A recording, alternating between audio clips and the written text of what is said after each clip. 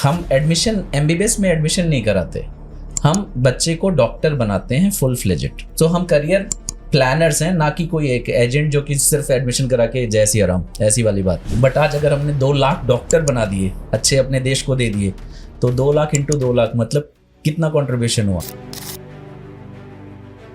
Medical एक ऐसा field है जहाँ पे गुमराह ज्यादा है। ਅੱਜ ਵੀ ਜੇ ਮੈਂ ਕਹਾਂ ਤਾਂ 30% ਪੇਰੈਂਟਸ ਬਿਲਕੁਲ ਅਨਅਵੇਅਰਡ ਨੇ।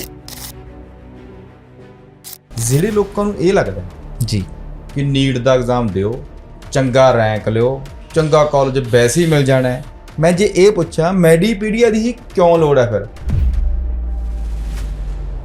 ਗੂਗਲ ਕਰਕੇ ਉਹਨੇ ਸਰਚ ਕੀਤਾ top 50 medical college in India, ਉਹਦੇ ਅਕੋਰਡਿੰਗ ਸੀਕੁਐਂਸ ਭਰਤਾ। ਜਾਂ ਲਾਸਟ ਈਅਰ ਦੀ ਕੱਟ ਆਫ ਦੇਖੀ, ਉਹਦੇ ਅਕੋਰਡਿੰਗ ਕਿਵੇਂ ਗਈ ਹੈ, ਤਾਂ ਉਹਦੇ ਅਕੋਰਡਿੰਗ ਉਹਨੇ ਫਿਲ ਕਰਤਾ। ਸਾਰੀ ਦੁਨੀਆ ਦਲਾਲਾਂ ਤੋਂ ਪ੍ਰੋਪਰਟੀ ਖਰੀਦਦੀ ਹੈ, ਦਲਾਲ ਕਹਿਣਗੇ ਮਾੜੇ ਹੁੰਦੇ ਨੇ। हम ये नहीं कहते जी कि आप फॉर्म, हम गाइड कर रहे हैं, आप फॉर्म भर लो, हम बता दे रहे हैं ये वेबसाइट है, यहाँ चले जाओ। हम पूरी रिस्पॉन्सिबिलिटी लेते हैं सर। इसलिए जब करियर काउंसलर आप चूज कर रहे हैं तो विंटेज जरूर देखिए कि वो कितने सालों से काम कर रहे हैं। हमारा बच्चा लगभग हर कॉलेज में होगा इंडिया के। डीएमसी लुधियाना कैसा कॉलेज है, गूगल पे देख के नहीं बताएगा मेडिपीडिया का काउंसलर, उसको एग्जैक्टली पता है कि जी डीएमसी में तो ये प्लस पॉइंट्स हैं।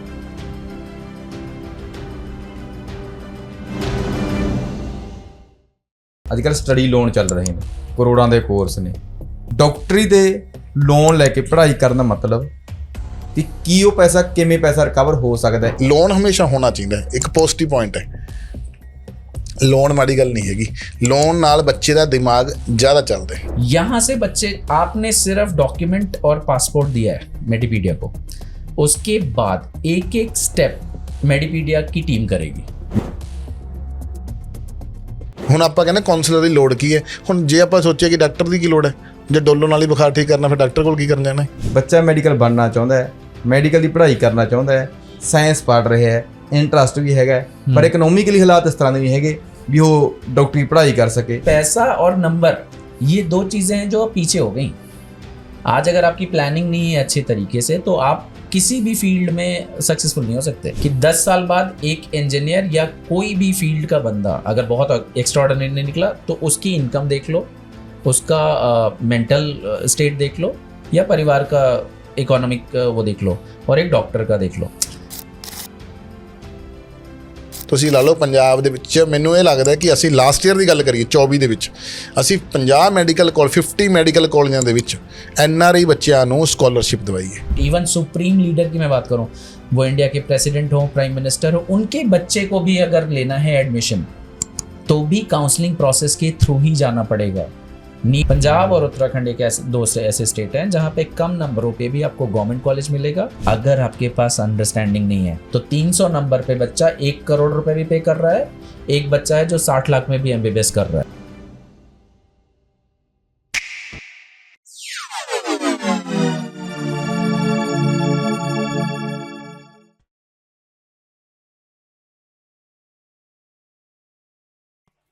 ਸਤਿ ਸ਼੍ਰੀ ਅਕਾਲ, ਮੈਂ ਸੁੱਖੀ ਮੰਘਾਣੀਆਂ। ਜੇ ਤੁਹਾਡਾ ਬੱਚਾ 12ਵੀਂ ਦੀ ਪੜ੍ਹਾਈ ਕਰ ਰਿਹਾ ਹੈ, ਇਕੱਲੇ 12ਵੀਂ ਦੀ ਨਹੀਂ, ਹਰ ਮਾਤਾ ਪਿਤਾ ਇਹ ਸੋਚਦਾ ਹੈ ਕਿ ਮੇਰੇ ਬੱਚੇ ਦਾ ਕੈਰੀਅਰ ਚੰਗਾ ਹੋਵੇ, ਪਰ ਅਸੀਂ ਕੈਰੀਅਰ ਗਾਈਡੈਂਸ ਦੀ ਘਾਟ ਦੇ ਕਾਰਨ, ਕਾਉਂਸਲਿੰਗ ਦੀ ਘਾਟ ਦੇ ਕਾਰਨ ਆਪਣੇ ਬੱਚੇ ਦਾ ਭਵਿੱਖ ਆਪਣੀਆਂ ਗਲਤੀਆਂ ਕਰਕੇ ਤਬਾਹ ਕਰ ਲੈਂਦੇ ਹਾਂ। ਪਿਛਲੇ ਦਿਨਾਂ ਦੇ ਵਿੱਚ ਤੁਸੀਂ ਲਗਾਤਾਰ ਕੈਰੀਅਰ ਗਾਈਡੈਂਸ ਨਾਲ ਸੰਬੰਧਿਤ, ਮੈਡੀਕਲ ਦੀ ਪੜ੍ਹਾਈ ਨਾਲ ਸੰਬੰਧਿਤ ਜਿਹੜੇ ਕੋਰਸ ਹੁੰਦੇ ਆ ਉਹਨਾਂ ਬਾਰੇ ਅਨਮੋਲ ਗੁਪਤਾ ਜੀ ਨੂੰ ਸੁਣਿਆ। ਅੱਜ ਮੇਰੇ ਨਾਲ ਅਨਮੋਲ ਗੁਪਤਾ ਜੀ ਵੀ ਨੇ। ਸਪੈਸ਼ਲੀ ਸਾਡੇ ਸੱਦੇ ਦੇ ਉੱਤੇ ਦਿੱਲੀ ਤੋਂ ਪਹੁੰਚੇ ਸ਼ਾਸ਼ਵਤ ਕੁਮਾਰ ਜੀ, ਜਿਹੜੇ ਪਿਛਲੇ 10-12 ਸਾਲਾਂ ਤੋਂ MBBS, MD ਤੇ ਹੋਰ ਮੈਡੀਕਲ ਨਾਲ ਸੰਬੰਧਿਤ ਜਿਹੜੇ ਕੋਰਸ ਹੁੰਦੇ ਆ, ਜਿਹੜੀ ਪੜ੍ਹਾਈ ਹੁੰਦੀ ਹੈ, ਉਹਨਾਂ ਬੱਚਿਆਂ ਨੂੰ ਕੈਰੀਅਰ ਗਾਈਡੈਂਸ ਦੱਸ ਰਹੇ ਨੇ, ਉਹਨਾਂ ਬੱਚਿਆਂ ਦਾ ਕੈਰੀਅਰ ਸੈੱਟ ਕਰ ਰਹੇ ਨੇ। ਦੇਸ਼ਾਂ ਦੇ ਵਿੱਚ, ਵਿਦੇਸ਼ਾਂ ਦੇ ਵਿੱਚ ਮੈਡੀਕਲ ਦੀ ਪੜ੍ਹਾਈ, ਨੰਬਰ ਲੈਣਾ, ਨੀਟ ਦਾ ਪੇਪਰ ਦੇ ਦੇਣਾ ਆਮ ਗੱਲ ਹੈ। ਤੁਸੀਂ ਅਪਲਾਈ ਕਰੋਗੇ, ਤੁਹਾਡਾ ਐਗਜ਼ਾਮ ਹੋ ਜਾਣਾ, ਪਰ ਬਹੁਤ ਸਾਰੇ ਬੱਚੇ ਚੰਗੇ ਰੈਂਕ ਲੈ ਕੇ ਵੀ ਚੰਗਾ ਕਾਲਜ ਨਹੀਂ ਲੈ ਪਾਉਂਦੇ। ਸਾਡੇ ਪੰਜਾਬ ਦੇ ਵਿੱਚ ਤਾਂ ਇਹ ਗੱਲ ਮਸ਼ਹੂਰ ਹੈ ਕਿ ਸਾਨੂੰ ਤਾਂ ਕੋਈ ਦੱਸਣ ਵਾਲੀ ਨਹੀਂ ਸੀ। ਦੱਸਣ ਵਾਲੇ ਬਹੁਤ ਨੇ, ਤੁਹਾਨੂੰ ਪੁੱਛਣਾ ਪਊਗਾ, ਤੁਹਾਨੂੰ ਉਹਨਾਂ ਕੋਲੇ ਪਹੁੰਚਣਾ ਪਊਗਾ। ਸ਼ਾਸ਼ਵਤ ਕੁਮਾਰ ਜੀ ਦਿੱਲੀ ਤੋਂ ਮੈਡੀਪੀਡੀਆ ਦੀ ਟੀਮ ਦੇ ਵਿੱਚ ਕੰਮ ਕਰ ਰਹੇ ਨੇ। ਅਨਮੋਲ ਗੁਪਤਾ ਜਿਹੜੇ ਮੇਰੇ ਚੰਗੇ ਦੋਸਤ ਨੇ, ਬਹੁਤ ਸਮਾਂ ਅਸੀਂ ਇਕੱਠੇ ਕੰਮ ਕੀਤਾ। ਮੈਂ ਅਕਸਰ ਕਹਿਣਾ ਹੁੰਦਾ ਕਿ ਸਿਰਲੇਖ ਦੇ ਜ਼ਰੀਏ ਜੇ ਅਸੀਂ ਕੁਝ ਪਰੋਸਦੇ ਹਾਂ ਤਾਂ ਸਾਡੀ ਵੀ ਇੱਕ ਜ਼ਿੰਮੇਵਾਰੀ, ਸਾਨੂੰ ਪਤਾ ਹੈ ਇਸ ਗੱਲ ਦਾ ਕਿ ਅਸੀਂ ਜਿਹੜੇ ਲੋਕਾਂ ਨੂੰ ਤੁਹਾਡੇ ਰੂਬਰੂ ਕਰਾ ਰਹੇ ਹਾਂ ਕਿਤੇ ਉਹ ਬਾਕੀ ਚੰਗਾ ਕਰ ਰਹੇ ਨੇ। ਅੱਜ ਜੇ ਮੈਡੀਕਲ ਦੀ ਗੱਲ ਚੱਲ ਰਹੀ ਹੈ ਤਾਂ ਇਹ ਭਰੋਸੇਯੋਗਤਾ ਸਵਾਲ ਪਹਿਲਾਂ ਹੀ ਅਸੀਂ ਹੱਲ ਕਰ ਦਿੰਦੇ ਹਾਂ ਕਿ ਸ਼ਾਸ਼ਵਤ ਕੁਮਾਰ ਜੀ, ਅਨਮੋਲ ਗੁਪਤਾ ਜੀ ਮੈਡੀਕਲ ਦੀ ਪੜ੍ਹਾਈ ਨਾਲ ਸੰਬੰਧਿਤ ਤੁਹਾਡੇ ਲਈ ਮਾਰਗਦਰਸ਼ਕ ਨੇ। ਪੌਡਕਾਸਟ ਨੂੰ ਪੂਰਾ ਸੁਣਿਓ। ਕਰਦੇ ਹਾਂ ਗੱਲਬਾਤ ਸ਼ਾਸ਼ਵਤ ਜੀ ਨਾਲ ਤੇ ਅਨਮੋਲ ਗੁਪਤਾ ਜੀ ਨਾਲ। ਸਰ ਸਤਿ ਸ਼੍ਰੀ ਅਕਾਲ। ਸਤਿ ਸ਼੍ਰੀ ਅਕਾਲ ਜੀ। ਸਤਿ ਸ਼੍ਰੀ ਅਕਾਲ ਸਰ। ਸ਼ਾਸ਼ਵਤ, ਕਿੰਨੇ ਸਾਲ ਪਹਿਲਾਂ ਇਹ ਸਫ਼ਰ ਸ਼ੁਰੂ ਕੀਤਾ ਕੈਰੀਅਰ ਗਾਈਡੈਂਸ ਦਾ? ਹਾਂਜੀ, ਜੇ ਮੈਂ ਪੁੱਛਾਂ ਕਿ ਮੈਡੀਕਲ ਦੀ ਪੜ੍ਹਾਈ ਬਾਰੇ ही क्यों किया, मेडिकल फील्ड ही क्यों चुने?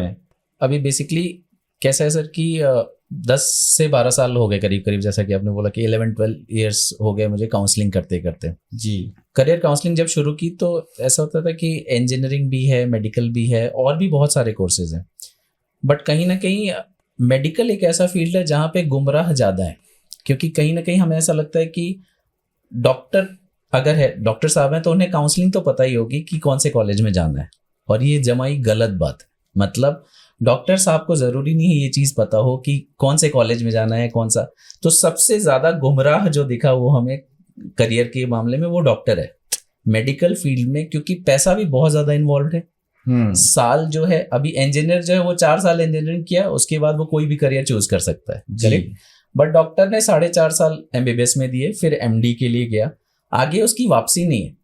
तो साल भी गए, पैसे भी गए, अगर सही प्लानिंग नहीं है तो सब पूरे का पूरा डस्टबिन में है, साल भी पैसे भी। तो वो कहीं ना कहीं ऐसा लगा कि यार मेडिकल फील्ड में ज़्यादा ज़रूरत है गाइडेंस की, क्योंकि एज एन इंडियन हम लोग काउंसलिंग के लिए तो बहुत रेजिस्टेंट है। जैसे मैं अगर अपनी पढ़ाई के टाइम की बात करूँ तो रैंक तो बहुत अच्छी ले आए, लेकिन काउंसलर कोई नहीं था, और ऐसा वर्ड भी नहीं था मतलब उस टाइम पे कि काउंसलर होता क्या है। आज की डेट में अगर आप देखिए तो ऐसा नहीं है कि काउंसलिंग के लिए लोग नहीं है, बट एज एन इंडियन हम रेजिस्टेंट है, हमें कौन बताएगा कि क्या करना है। जैसे मैं एक बहुत अच्छे कॉलेज से इंजीनियरिंग पास करी मैंने, बीटेक करी मैंने NIT जालंधर से। तो मेरा एक थॉट प्रोसेस ऐसा हो सकता है आज की डेट में कि यार इंजीनियरिंग के बारे में मुझसे ज़्यादा तो कोई नहीं जानता, करेक्ट, बट ये सही नहीं है। अगर आप देखें तो काउंसलिंग एक अलग एक्सपर्टीज है। इंजीनियरिंग मैंने इंस्ट्रूमेंटेशन एंड कंट्रोल में करी, मैं उसका एक्सपर्ट हूँ। जैसे आज हम आपके साथ पॉडकास्ट कर रहे हैं, लेट्स से, तो आप इस चीज के एक्सपर्ट हो, तो यहाँ पे कौन सा माइक यूज करना है, क्या कैमरा यूज करना है, वो आपको ज्यादा पता है, मुझे बिल्कुल नहीं पता जी। मैं तो बस आके बोल सकता हूँ। तो ये बेसिक चीज मेडिकल में हमें बहुत गैप दिखा, and that's why we started with medical. And चूंकि अनमोल सर ने ऑलरेडी स्टार्ट किया हुआ था मेडीपीडिया, एंड कहीं ना कहीं इनके एक्सपीरियंस का सबसे बड़ा फायदा हमें इसलिए मिला क्योंकि वो प्लेटफॉर्म जो ग्राउंड पे वर्किंग थी वो इन्होंने कर रखी है। मैंने कराया ना ना जिसे मैंने सिखाया ना फील्ड वर्क कैसे करना। डेफिनेटली। तो जो हिंदी में बोलते हैं ना कि चप्पल घिसने वाली चीज सड़कों पे, वो इन्होंने कर रखी थी। वो हमारे लिए बहुत बड़ा प्लेटफॉर्म बन गई क्योंकि हमने एक्सपोजर तो लिया अच्छे कॉलेज में, अच्छी जॉब्स करी, सब कुछ, बट ये नहीं पता था कि बिजनेस कर सकते हैं। जॉबी बैकग्राउंड से बिलोंग करते हैं तो वो जिगरा नहीं था कि कभी बिजनेस कर सकते हैं। बट एक बना बनाया प्लेटफॉर्म मिला Medipedia overseas, thanks to Anmol Gupta sir, कि कल को हमें स्क्रैच से नहीं बिल्ड करना पड़ा। तो वो नॉलेज जो एक्सपोजर था वो हम यूज कर पाए काउंसलिंग में, क्योंकि पढ़ाई करी हुई है अच्छी। पेरेंट्स भी हमारे थॉट प्रोसेस समझ में आता है कि आज की डेट में पेरेंट्स जो भी आ रहे हैं हमारे सामने वो किस थॉट प्रोसेस से गुजर रहे होंगे, क्योंकि हमारे पेरेंट्स 20 साल पहले वहां पे थे और मैं था उनके बच्चे की जगह पे, करेक्ट। तो ये सारी चीजें एडिशनल तो आ गई, लेकिन प्लेटफॉर्म जिसने तैयार किया वो अनमोल गुप्ता सर जी। तो उस चीज का बहुत फायदा मिला, और चूंकि मेडिकल फील्ड में घुस चुके थे तो हमें ऐसा लगा कि नहीं यार, सबसे ज्यादा गुमराह जो है उसी को तो गाइड करना चाहिए, क्योंकि बेस लेवल पे पैसा हम भी बनाते थे, जॉब में भी बहुत अच्छा पैसा बना रहे थे और बैकग्राउंड भी अच्छा है, बट एक्चुअली कहाँ पे वैल्यू ऐड कर सकते हैं वो इन्होंने सिखाया जी। और फिर हमने बाद में रियलाइज किया कि हाँ जी यही मेरी कॉलिंग है जी जी। अनमोल सर, सारे कोर्सां दी अलग अलग स्टडी दी कैरियर गाइडेंस देना ਉਸ ਤੋਂ ਬਾਅਦ ਉਹ ਬਹੁਤ ਸਾਲ ਉਹ 'ਚ ਵਿਚਰਦੇ ਆ। ਉਸ ਤੋਂ ਬਾਅਦ ਤੁਸੀਂ ਆ ਗਏ ਮੈਡੀਕਲ ਵੱਲ। ਮੈਡੀਕਲ ਬਾਰੇ ਤਾਂ ਇਹੀ ਗੱਲ ਆਮ ਤੌਰ ਤੇ ਕਿਹਾ ਜਾਂਦਾ ਵੀ ਬੱਚੇ ਵੀ ਇੰਟੈਲੀਜੈਂਟ ਹੁੰਦੇ ਨੇ ਜੀ, ਜਿਹੜੇ ਬੱਚੇ ਡਾਕਟਰ ਬਣਨਗੇ ਤੇ ਉਹਨਾਂ ਦੇ ਪੇਰੈਂਟਸ ਬਾਰੇ ਵੀ ਗੱਲ ਮਸ਼ਹੂਰ ਹੈ, ਪੇਰੈਂਟਸ ਵੀ ਇੰਟੈਲੀਜੈਂਟ ਨੇ। ਹਾਂਜੀ, ਉਹ ਕੈਰੀਅਰ ਗਾਈਡੈਂਸ ਤੇ ਆਹ ਕੈਰੀਅਰ ਗਾਈਡੈਂਸ 'ਚ ਕੀ ਫਰਕ ਲੱਗ ਰਿਹਾ? ਜਿਹੜੀ ਗੱਲ ਤੁਸੀਂ ਕਹਿ ਰਹੇ ਹੋ ਜੀ ਇਹ ਬਿਲਕੁਲ ਠੀਕ ਹੈ, ਪਰ ਮੈਡੀਕਲ ਦੇ ਵਿੱਚ ਇਹ ਨਹੀਂ ਹੈਗਾ ਕਿ ਮੈਜੋਰਟੀ ਆਫ ਪੇਰੈਂਟਸ ਤਾਂ ਮਤਲਬ ਠੀਕ ਹੈ ਕਿ ਉਹਨਾਂ ਨੂੰ ਨੌਲੇਜ ਹੈਗੀ ਹੈ, ਜੇ ਨੌਲੇਜ ਨਹੀਂ ਵੀ ਹੈਗੀ ਤਾਂ ਬੱਚੇ ਲਈ ਉਹ ਲੈ ਲੈਂਦੇ ਨੇ ਨੌਲੇਜ, ਠੀਕ ਹੈ। ਪਰ ਕਿਤੇ ਨਾ ਕਿਤੇ ਬਹੁਤ ਅੱਜ ਵੀ ਜੇ ਮੈਂ ਕਹਾਂ ਤਾਂ 30% ਪੇਰੈਂਟਸ ਬਿਲਕੁਲ ਅਨਅਵੇਅਰਡ ਨੇ। ਇਹ ਨਹੀਂ ਹੈਗਾ ਕਿ ਸਾਰੇ ਦੇ ਸਾਰੇ ਪੇਰੈਂਟਸ ਨੂੰ ਬਿਲਕੁਲ ਹੀ ਪਤਾ ਹੁੰਦਾ ਹੈ। 70% ਵੀ ਉਹ ਨੇ ਕਿ ਜਿਹੜੇ ਇੰਟਰਸਟ ਨਾਲ ਸਿੱਖ ਰਹੇ ਨੇ, ਕਿ ਜਦੋਂ ਹੀ ਮੈਡੀਕਲ ਲਿਆ +1 'ਚ ਐਡਮਿਸ਼ਨ ਲੈ ਲਈ ਤਾਂ 2 ਸਾਲ ਉਹ ਸਰਚ ਕਰਕੇ ਆਉਂਦੇ ਨੇ। ਜੇ ਕਹੋਗੇ ਕਿ ਸਟਾਰਟਿੰਗ ਦੇ ਵਿੱਚ ਕਿੰਨਾਂ ਨੂੰ ਪਤਾ, ਉਹ 20% ਲੋਕ ਨੇ ਕਿ ਜਿਨ੍ਹਾਂ ਨੂੰ ਮੈਡੀਕਲ ਕਿੱਤੇ ਬਾਰੇ ਬਿਲਕੁਲ ਪਤਾ ਹੈ, ਕਿ ਜਿਨ੍ਹਾਂ ਦੇ ਪੇਰੈਂਟਸ ਮਤਲਬ ਇਸ ਲਾਈਨ 'ਚ ਆਲਰੇਡੀ ਨੇ, ਕਿ ਡਾਕਟਰ ਨੇ ਆਲਰੇਡੀ, ਉਹ 20% ਹੀ ਨੇ ਜੀ। ਕੋਈ ਇਹ ਨਹੀਂ ਹੈਗਾ ਕਿ ਸਾਰੇ ਦੇ ਸਾਰੇ ਇੰਟੈਲੀਜੈਂਟ ਉਹ ਨੇ ਕਿ ਆਲਰੇਡੀ ਆਪਾਂ ਕਹਿ ਦਈਏ ਕਿ ਬਹੁਤ ਜ਼ਿਆਦਾ ਅਵੇਅਰ ਨੇ। ਅਵੇਅਰਨੈਸ ਉਹਨਾਂ ਨੂੰ ਜਦੋਂ ਬੱਚੇ ਨੂੰ ਇਸ ਲਾਈਨ 'ਚ ਪਾਤਾ ਉਦੋਂ ਬਾਅਦ ਉਹ ਅਲੱਗ-ਅਲੱਗ ਚੈਨਲਸ ਦੇ ਉੱਪਰ, YouTube ਦੇ ਉੱਪਰ, ਅਲੱਗ-ਅਲੱਗ ਜਿਹੜੇ ਵੀ ਪਲੇਟਫਾਰਮਸ ਨੇ ਉਹਨਾਂ ਉੱਪਰ ਉਹ ਮਤਲਬ ਨੌਲੇਜ ਅਪਗ੍ਰੇਡ ਕਰਦੇ ਰਹੇ। ਪਰ ਉਹਨਾਂ ਨੂੰ ਕਿਤੇ ਨਾ ਕਿਤੇ ਇਹ ਲੱਗਦਾ ਕਿ ਮੈਡੀਕਲ ਵਿੱਚ ਇਹ ਨਾ ਹੋਵੇ ਕਿ ਲੈਕ ਆਫ ਨੌਲੇਜ ਕਰਕੇ ਕਿ ਮਤਲਬ ਅਸੀਂ ਰਹਿ ਜਾਈਏ। ਜਿਹੜੇ ਲੋਕਾਂ ਨੂੰ ਇਹ ਲੱਗਦਾ ਜੀ ਕਿ ਨੀਟ ਦਾ ਐਗਜ਼ਾਮ ਦਿਓ, ਚੰਗਾ ਰੈਂਕ ਲਿਓ, ਚੰਗਾ ਕਾਲਜ ਵੈਸੇ ਹੀ ਮਿਲ ਜਾਣਾ ਹੈ। ਸਵਾਲ ਵੱਡਾ ਇਹ ਥੱਲੇ ਕਮੈਂਟ ਵੀ ਕਰਦੇ ਕਈ ਵਾਰੀ, ਕੋਈ ਲੋੜ ਨਹੀਂ ਗਾਈਡੈਂਸ ਦੀ ਜੀ, ਕਾਲਜ ਦਾ ਵੈਸੇ ਹੀ ਮਿਲ ਜਾਣਾ, ਕੈਫੇ ਤੋਂ ਫਾਰਮ ਭਰਾਓ, ਠੀਕ ਹੈ, ਆਨਲਾਈਨ ਫਾਰਮ ਭਰੋ, ਪੇਪਰ ਦੇ ਆਓ, ਚੰਗਾ ਕਾਲਜ ਲੈ ਲਓ। ਮੈਂ ਜੇ ਇਹ ਪੁੱਛਾਂ ਮੈਡੀਪੀਡੀਆ ਦੀ ਹੀ ਕਿਉਂ ਲੋੜ ਹੈ, ਫਿਰ गाइडेंस की क्यों लोड़ है, काउंसलिंग की क्यों लोड़ है? बहुत अच्छा सवाल है सर। मतलब ये एक ऐसा सवाल है जो हर पेरेंट पूछता है और ये बहुत जेन्युइन क्वेश्चन है कि आज की डेट में काउंसलिंग तो सारी ट्रांसपेरेंट है, ऑनलाइन है, हाँ, तो आप क्या करोगे हमारे लिए और ऐसा क्या अलग कर दोगे? अभी मेडिपीडिया का जैसे मैंने बताया कि विजन सिर्फ एक है कि हम एडमिशन एमबीबीएस में एडमिशन नहीं कराते, हम बच्चे को डॉक्टर बनाते हैं फुल फ्लेजेड जी। तो फर्स्ट स्टेप तो ये है। दूसरी चीज क्या है कि जब हम डॉक्टर बनाते हैं तो उसका 5.5 साल की डिग्री के बारे में नहीं सोच रहे हम, पूरी मतलब 8.5 साल का सफर है। एमबीबीएस 4.5 साल किया, 1 साल इंटर्नशिप किया, फिर 3 साल की एमडी करी, मतलब 8.5 साल मोटा मोटी आप समझो कि एक डॉक्टर को सेटल होने में 10 साल लगते हैं। तो जब मेरे पास बच्चा आ रहा है 12th पास करके या जब मेडिपीडिया पे आ रहा है तो हम उसके 10 साल का सफर सोच के प्लान कर रहे हैं करियर। तो हम करियर प्लानर्स हैं, ना कि कोई एक एजेंट जो कि सिर्फ एडमिशन करा के जय सिया राम ऐसी वाली बात। पहला डिफरेंस ये है कि हम आपके साथ साथ चलते हैं, बिकॉज जैसे कि मैंने बोला कि मैं 20 साल पहले उस स्टेज में था जहां पे आज 12th पास बच्चा है, करेक्ट। अब हमने उस सफर में ये सारी चीजें देखी हैं, सक्सेस भी देखी, फेलियर भी देखा, कहीं कभी फेल भी हुए किसी चीज में तो सिंगल हैंडेडली कैसे हैंडल किया, घर वालों के साथ कैसे डील करना है, टीचर के साथ। तो और 4th ईयर में आके माइंडसेट क्या होता है बच्चे का या पेरेंट का? पेरेंट सोच रहा होता है कि अब तो ये सेटल हो जाएगा, बच्चा सोच रहा होता है कि यार मैंने इतना तो कुछ किया नहीं कि मैं कैसे सेटल हूं, करेक्ट। तो एज अ काउंसलर ये समझना बहुत जरूरी है, साइकोलॉजी पेरेंट्स की भी और बच्चे की। क्योंकि डॉक्टर क्या करता है सर, आप समझो, एज अ मरीज जब हम डॉक्टर के पास जाते हैं तो उसको हम बताते हैं ना अपना पेन, अपना दर्द, तब तो वो दवा दे पाएगा। एक काउंसलर को ये खुद ब खुद समझना पड़ता है। आप समझ रहे हैं ये चीज? तो मेडिपीडिया में आपको ऐसे ही काउंसलर मिलेंगे जो हमेशा से विद गॉड्स ग्रेस, भगवान ने भी हमें बहुत अच्छे counsellors as in Anmol sir है, पूर्णिमा मैम है, रंजीव सर है, शिप्रा मैम है, मैं खुद हूँ, और आज भी हम खुद इन्वॉल्व हैं काउंसलिंग में। एक ऐसी चीज नहीं है कि जस्ट एक स्टाफ रख दिया और उसको सिखा दिया और वो ही काउंसिल कर रहा है, हम खुद इन्वॉल्व हैं पर्सनली। ये सबसे बड़ा डिफरेंस है मेडिपीडिया या किसी और काउंसलर के बीच में कि हमारी पर्सनल अटेंशन है। अगर 2000 बच्चे का भी एडमिशन हम कर रहे हैं तो हर बच्चे के ग्रुप में होंगे, इसका क्या प्लानिंग चल रहा है, सबके इंडिविजुअल ग्रुप्स। तो उस हिसाब से हम वैल्यू एडिशन में ज्यादा विश्वास रखते हैं एक्चुअली। क्योंकि पैसा तो देखिए सर कमाया जा सकता है, बट अगर हमारा एक ही थॉट प्रोसेस है कि मैं अगर डॉक्टर बनता तो शायद 2 लाख लोगों को ट्रीट कर पाता ज्यादा से ज्यादा, बट आज अगर हमने 2 लाख डॉक्टर बना दिए, अच्छे अपने देश को दे दिए, तो 2 लाख इंटू 2 लाख मतलब कितना कंट्रीब्यूशन हुआ। सो जब जॉब में थे तो शायद इस तरीके की चीजें नहीं सोच सकते थे, बट आज थैंक्स टू मेडिपीडिया की इस प्लेटफॉर्म की वजह से हम ये सोच भी पा रहे हैं वैल्यू एडिशन की। और जब बच्चा कहीं पे भी काउंसलिंग लेने जा रहा है, जैसे आप ही सोचो एज अ पेरेंट, आप क्या सोचते हो जब जाते हो किसी के पास भी काउंसलिंग लेने कि यार ये मेरे को ना सही तरीके से बता दे सारी चीजें, पैसे भले ही कितने ले ले, लेकिन मेरे को कल को 5 साल मेरे खराब ना हो, मेन चीज ये है। तो सही कॉलेज में पहुंचना, रैंक लाना, जैसा आपने बोला कि रैंक तो बहुत अच्छी है, और खुद ब खुद अगर होती चीजें, बहुत सारे ऐसे भी बच्चे आते हैं हमारे पास जिनके मार्क्स बहुत अच्छे हैं और गाइडेंस के अभाव में वो बहुत गलत कॉलेज में बैठे हैं, जबकि वो उस नंबरों पे कोई बहुत अच्छा कॉलेज ले सकते थे जिससे पूरा करियर ही अलग ट्रैक पे होता। बट आज जस्ट, और फिर जब 5 साल बाद उन्हें ये पता चलता है तो बस वो कह देते हैं कि नहीं, हमारी शायद किस्मत ही यही थी। अनअवेयरनेस को आप किस्मत का दोष नहीं दे सकते।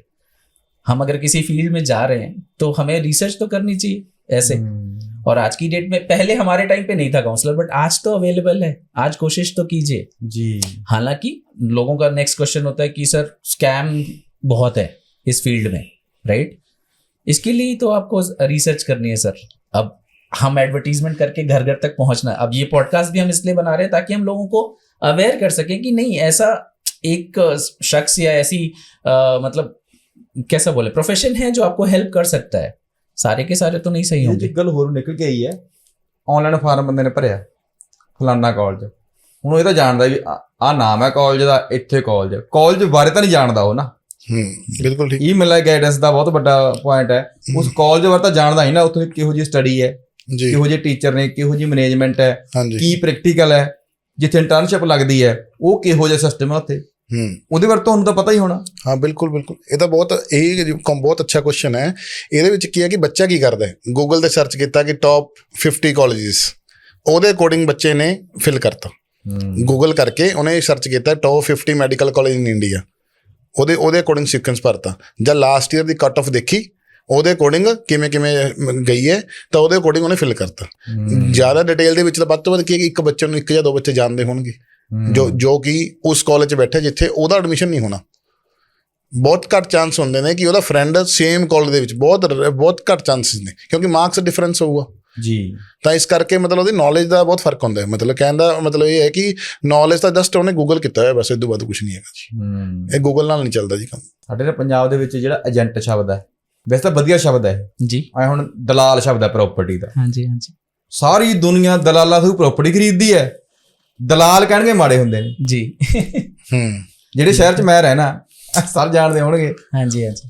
ਫਲਾਨਾ ਦਲਾਲ, ਸਾਰੇ ਲੋਕ ਪ੍ਰਾਪਰਟੀ ਤੋਂ ਖਰੀਦਦੇ ਨੇ, ਬਿਲਕੁਲ, ਨਾਲੇ ਕਮਿਸ਼ਨ ਦਿੰਦੇ ਨੇ, ਨਾਲੇ ਪਤਾ ਹੀ ਪੈਸੇ ਵੱਧ ਕਮਾਉਂਦਾ ਹੈ, ਪਰ ਸਰਦਾ ਫਿਰ ਵੀ ਨਹੀਂ।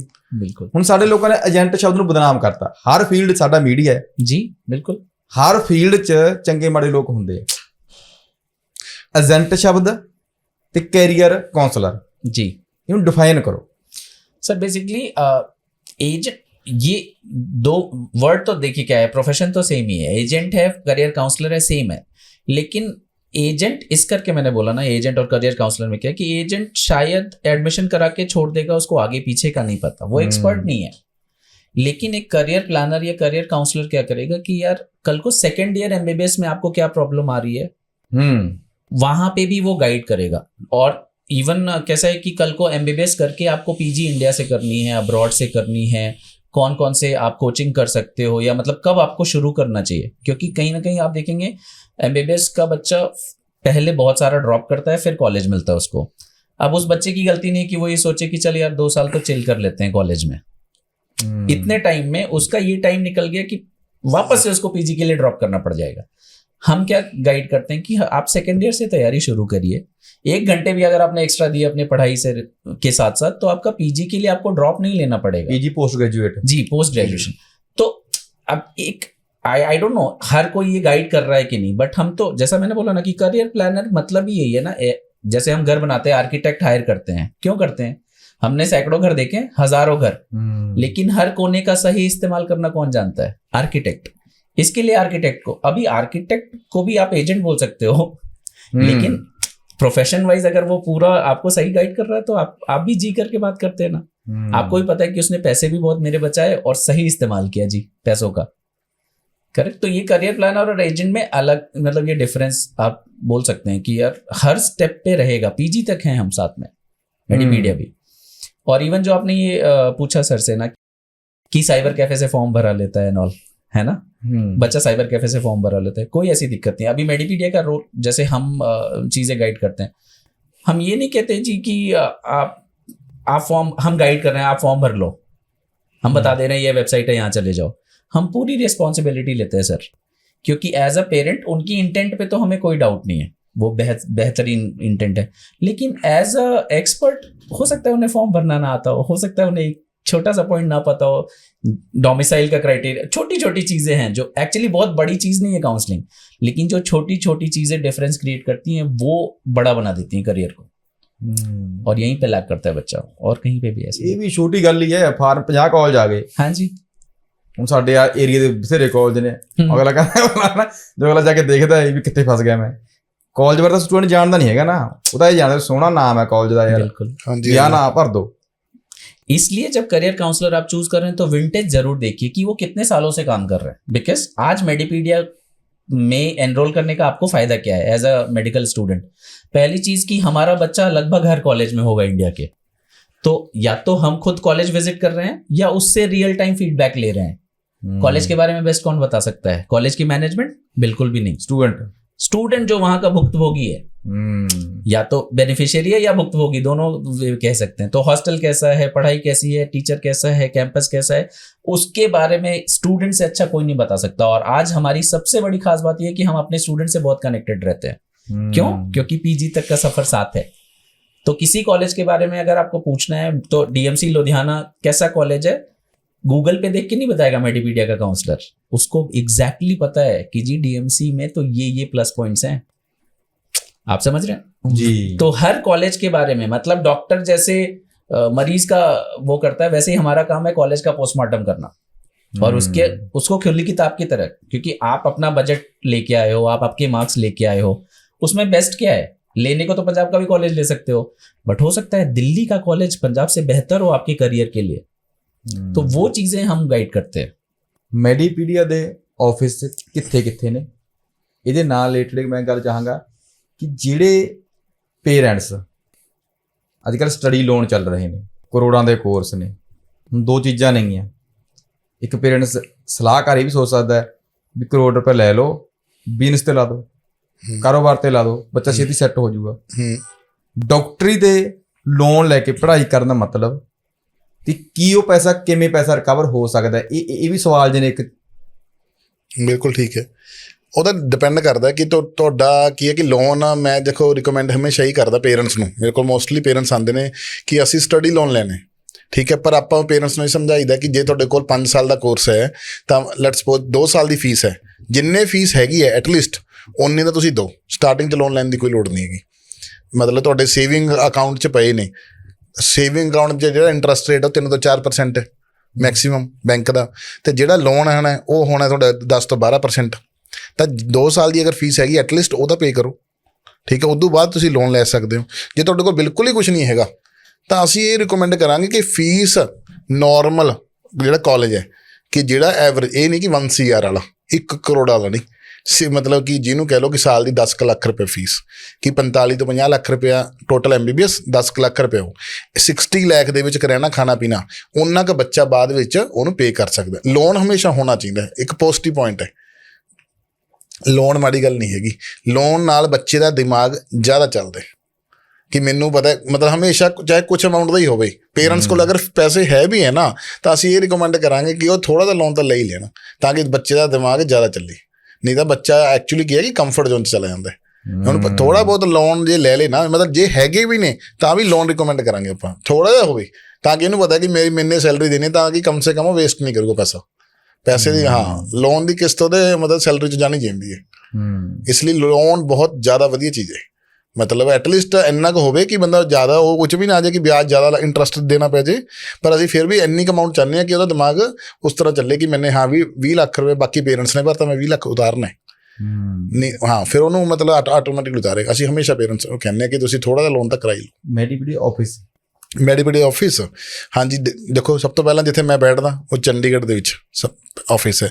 ਉਦੋਂ ਬਾਅਦ ਪੰਜਾਬ ਦੇ ਵਿੱਚ 2 ਬ੍ਰਾਂਚਿਸ ਨੇ, ਬਠਿੰਡਾ ਅਤੇ ਸੰਗਰੂਰ, ਉੱਥੇ ਰਣਜੀਤ ਸਰ ਬੈਠਦੇ ਨੇ, ਇੱਕ ਸਰ ਸ਼ਾਸ਼ਵਤ ਸਰ ਔਰ ਸ਼ਿਪਰਾ ਮੈਡਮ, ਇਹ ਬੈਠਦੇ ਨੇ ਦਿੱਲੀ ਜਨਕਪੁਰੀ ਦੇ ਵਿੱਚ। ਫਿਰ ਉਸ ਤੋਂ ਬਾਅਦ ਬੈਂਗਲੌਰ, ਜਿੱਥੇ ਪੂਰਨਿਮਾ ਮੈਡਮ ਬੈਠਦੇ ਨੇ, ਬੈਂਗਲੌਰ ਦੇ ਵਿੱਚ ਮਾਰਾਥਲੀ ਦੇ ਵਿੱਚ ਆਫਿਸ ਹੈ ਸਾਡੇ। ਮਤਲਬ 5 ਆਫਿਸ ਤਾਂ ਉਹ ਨੇ ਕਿ ਜਿਹੜੇ ਐਕਟਿਵ, ਜਿੱਥੇ ਕਿ ਮੈਨੇਜਮੈਂਟ ਬੈਠਦੀ ਹੈ। ਬਾਕੀ ਜਿੱਥੇ ਡਾਕੂਮੈਂਟ ਕਲੈਕਸ਼ਨ ਸੈਂਟਰ, ਉਹ ਇੰਡੀਆ ਦੇ ਘੱਟੋ ਘੱਟ 20 ਸਟੇਟਾਂ ਦੇ ਵਿੱਚ ਹੈ ਕਿ ਜਿੱਥੇ ਕਿ ਇੱਕ ਮਤਲਬ ਸਾਡੇ ਮਤਲਬ ਜਿਹੜੇ ਅਟੈਚ ਪੇਰੈਂਟਸ ਲਾ ਲਓ, ਕੋਈ ਮਿਲਣ ਵਾਲੇ ਲਾ ਲਓ, ਐਸੋਸੀਏਟਸ ਲਗਾ ਲਓ, ਉਹ ਸਾਡੇ ਕੋਲ ਅਲੱਗ-ਅਲੱਗ ਥਾਵਾਂ 'ਤੇ ਹੈਗੇ ਨੇ ਕਿ ਜਿਹੜਾ ਕਿ ਆਪਦੇ ਡਾਕੂਮੈਂਟਸ ਤੇ ਉਹ ਦੇ ਸਕਦੇ। ਪਰ ਬ੍ਰਾਂਚ ਨਾਮ ਨਹੀਂ ਅਸੀਂ ਕਿਸੇ ਨੂੰ ਦਿੱਤਾ ਹੋਇਆ, ਨਾਮ ਸਿਰਫ ਇਹ 5 ਸਟੇਟਾਂ ਦੇ ਮਤਲਬ 5 ਆਫਿਸਾਂ ਦੇ ਵਿੱਚ ਹੀ ਹੈ। ਉਹ ਸਿਰਫ ਡਾਕੂਮੈਂਟ ਕਲੈਕਸ਼ਨ ਸੈਂਟਰਸ ਨੇ। ਜੀ ਜੀ ਜੀ। ਦਿੱਲੀ ਦੇ ਵਿੱਚ ਆਫਿਸ ਹੈ ਜੀ। ਦਿੱਲੀ ਬਾਰੇ ਕਿਵੇਂ ਸੋਚਦੇ ਆ ਲੋਕ, ਇਹ ਤੁਹਾਨੂੰ ਪਤਾ ਹੈ? ਦਿੱਲੀ ਬਾਰੇ, ਖਾਸ ਕਰ ਦਿੱਲੀ ਬਾਰੇ। ਬਿਲਕੁਲ। ਐਡਮਿਸ਼ਨ ਕਰਵਾਈ, ਕਾਉਂਸਲਿੰਗ ਹੋ ਗਈ, ਐਡਮਿਸ਼ਨ ਹੋ ਗਈ। ਇੰਡੀਆ 'ਚ ਤਾਂ ਸਮਝ ਸਕਦੇ ਆ ਚੀਜ਼ ਨੂੰ। ਬਿਲਕੁਲ। ਹੁਣ ਸਮੱਸਿਆ ਆਉਂਦੀ ਹੈ ਵਿਦੇਸ਼ਾਂ ਦੇ ਵਿੱਚ। ਅੱਜ ਜਿਹੜੇ ਹਾਲਾਤ ਫੋਰਨ ਲੈ ਕੇ ਹੋ ਰਹੇ ਨੇ, ਸਟੂਡੈਂਟ ਗਏ, ਲੋਕ ਗਏ, ਵਾਪਸ ਹੋਏ, ਹੈ ਨਾ, ਦਿੱਕਤਾਂ ਆਉਂਦੀਆਂ ਨਹੀਂ ਆ। ਇਹਨੂੰ ਪੂਰੀ ਤਰ੍ਹਾਂ ਕਲੀਅਰ ਚਾਹਾਂਗਾ, ਇੰਡੀਆ ਦੇ ਕਾਲਜ 'ਚ, ਵਿਦੇਸ਼ਾਂ ਦੇ ਕਾਲਜ ਦੇ ਵਿੱਚ ਕੀ ਫੈਸਿਲਿਟੀਜ਼ ਮੈਡੀਪੀਡੀਆ ਦਿੰਦਾ ਹੈ। ਹੁਣ ਸਭ ਤੋਂ ਵੱਡੀ ਸਮੱਸਿਆ ਜਿਹੜੀ ਸਭ ਤੋਂ ਆਉਂਦੀ ਹੁੰਦੀ ਹੈ, ਹੁਣ ਬੱਚਾ +2 ਕੀਤੀ ਹੋਈ ਹੈ, ਅਸੀਂ ਤਾਂ ਇਸ ਗੱਲ ਦੇ ਪਹਿਲੀ ਅਸੀਂ ਕਹਿੰਦੇ ਹੁੰਦੇ ਆ ਵੀ 12ਵੀਂ ਤੋਂ ਬਾਅਦ ਕੁੜੀ ਮੁੰਡਾ ਬਾਹਰ ਨਾ ਭੇਜੋ। ਪਰ ਮੈਡੀਕਲ ਦੀ ਪੜ੍ਹਾਈ ਵਾਲੇ ਬੱਚੇ ਸੀ ਗੱਲ ਪਹਿਲੀ ਕਰ ਚੁੱਕੇ ਆ ਵੀ ਉਹ ਮਾਈਂਡ ਹੋਰ ਤਰ੍ਹਾਂ ਦੇ ਹੁੰਦੇ ਨੇ। ਬਿਲਕੁਲ। ਉਹਨਾਂ ਨੇ ਸਟੱਡੀ ਕਰਨ ਜਾਣਾ ਹੁੰਦਾ ਹੈ, ਉਹ ਕਾਲਜ ਲਾਈਫ, ਯੂਨੀਵਰਸਿਟੀ ਲਾਈਫ ਹੁੰਦੀ। ਉਧਰ ਰਿਸੀਵਿੰਗ ਦਾ ਕੀ ਸਿਸਟਮ ਹੈ, ਰਹਿਣ ਸਹਿਣ ਦਾ ਕੀ ਸਿਸਟਮ है? बिल्कुल। ਉਹਦੇ ਬਾਰੇ ਦਿਓ जानकारी। अब देखो सर, पहली चीज़ तो ये कि जब इंडिया में एडमिशन ले रहा है बच्चा MBBS इंडिया में, वो कौन सी भी स्टेट में जाए, एज इन पंजाब का बच्चा है वो दिल्ली जा रहा है, दिल्ली का बच्चा बिहार जा रहा है, यूपी जा रहा है, घर से तो पहली बार ही निकल रहा है 12th का बच्चा, करेक्ट। अब एज अ पेरेंट हमेशा लगता है कि मैं पास रख लूँ क्या बच्चे को, ताकि शायद मैं जा पाऊँ उससे मिलने, 2 घंटे का सफ़र हो। बट ये बात सिर्फ आपके दिमाग में है आज की डेट में। अगर आप अगले 4.5 सालों की बात करें तो बच्चा ही आता है छुट्टी में, पेरेंट्स के पास टाइम नहीं है। या फिर आप ऐसा कहिए कि मेडिपीडिया का जो सपोर्ट सिस्टम है, हर, जैसा मैंने बोला है, हर अच्छे कॉलेज में, मैक्सिमम कॉलेजेस में मेडिपीडिया के बच्चे हैं ऑलरेडी। तो फर्स्ट ईयर में अगर बच्चा गया तो सेकेंड ईयर के सीनियर से उसको सपोर्ट मिलेगा ही मिलेगा। रीजन, 17 सालों में मेडिपीडिया ने एक बहुत कुछ बड़ा नहीं किया, लेकिन एक सिस्टम बनाया। अब सिस्टम में कैसा है, सिस्टम का पार्ट स्टूडेंट भी है, स्टूडेंट एज इन, क्योंकि स्टूडेंट को हम सर्विस दे रहे हैं और बहुत बार आउट ऑफ द बॉक्स जाके सर्विस दे रहे हैं, ऐसी चीजें करते हैं जो हमारे शायद फीस के पैकेज में या उसमें है नहीं, बट फिर भी करते। अब छोटी सी चीज है कि कोई कॉलेज लेट्स से बरेली में है, बरेली में कोई बच्चे का सामान पहुंचाना है, मान लीजिए कोई पेरेंट है, अचानक से कोई चीज है या कोई चीज देनी है उसको, मेरा सीनियर बच्चा जाके उस बच्चे को तुरंत सपोर्ट कर दे, सर मेरे बच्चे को ना ये प्रॉब्लम आ रही है, पेरेंट ने कॉल किया लेट्स से हमें, मैंने कहा यार 3rd ईयर में बच्चा है मेरा रोहन, उसका एक्सपीरियंस है, उसको पता है कहाँ क्या चीज़ है, रोहन एक बार जाके वो उस बच्चे से मिल लेना और उसे सपोर्ट कर देना। क्या बात। तो ये एक सबसे बड़ा डिफरेंस ये क्रिएट हुआ MBBS इंडिया के अंदर, करेक्ट। दूसरा, MBBS अब्रॉड की जब बात कर रहे हैं तब ये और ज्यादा इफेक्टिव हो जाता है हमारे लिए, बिकॉज जैसा मैंने बोला 17 साल में सिस्टम बनाया। सिस्टम में क्या किया, यहां से बच्चे, आपने सिर्फ डॉक्यूमेंट और पासपोर्ट दिया है मेडिपीडिया को, उसके बाद एक एक स्टेप मेडिपीडिया की टीम करेगी। मतलब आपका यूनिवर्सिटी में एप्लीकेशन, वहां पे कोई एंट्रेंस एग्जाम है तो वो दिलवाना, वो क्लियर करने में हेल्प करना, let's say. Then next step है कि इनविटेशन लेटर यूनिवर्सिटी से मंगाना। उसके बाद जैसे ही इनविटेशन आया वीज़ा लगना होता है। अब हम वीज़ा लगाने वाले तो नहीं है, लेकिन हमने हायर कर रखी हैं टीम्स ताकि पेरेंट्स और बच्चे को हसल ना करना पड़े। अब मान लीजिए महाराष्ट्र का पेरेंट है जो रजिस्टर है मेरे साथ, क्योंकि मेरे पास महाराष्ट्र में ऑफिस तो है नहीं, उसने डॉक्यूमेंट्स भेज दिए दिल्ली ऑफिस, अभी मैं उसको वीज़ा के लिए दिल्ली बुलाऊं? बिल्कुल नहीं, यहाँ से सारी चीज़ें हम करके रख लेंगे। जब बच्चा जिस दिन जाना है, लेट्स से इवन वीज़ा लगाया, फिर फ्लाइट बुकिंग, वो भी बच्चे को सस्ती इसलिए पड़ती है मेडिपीडिया के थ्रू जाने से। क्यों? क्योंकि हम ग्रुप्स में बच्चा भेजते हैं, हम कभी अकेला बच्चा नहीं भेजते। अगर आप देखेंगे कम से कम 20 या 25 बच्चे जा रहे हैं, तो इनिशियल जो पेरेंट का डर है कि बच्चा अकेला ट्रैवल कर रहा है वो खत्म हो गया। मेनी अ टाइम्स 90% केसेस में हम खुद ट्रैवल करते हैं बच्चों के साथ, क्योंकि एक बड़ा बैच है, या तो शुरुआत में चले गए बैच के साथ या लास्ट में चले गए, ताकि मान लीजिए 10 यूनिवर्सिटीज हैं रशिया में, शुरुआत में मैं चला गया लेट्स से टीम के मतलब बच्चों के साथ, 50 बच्चे गए मेरे साथ, चले गए।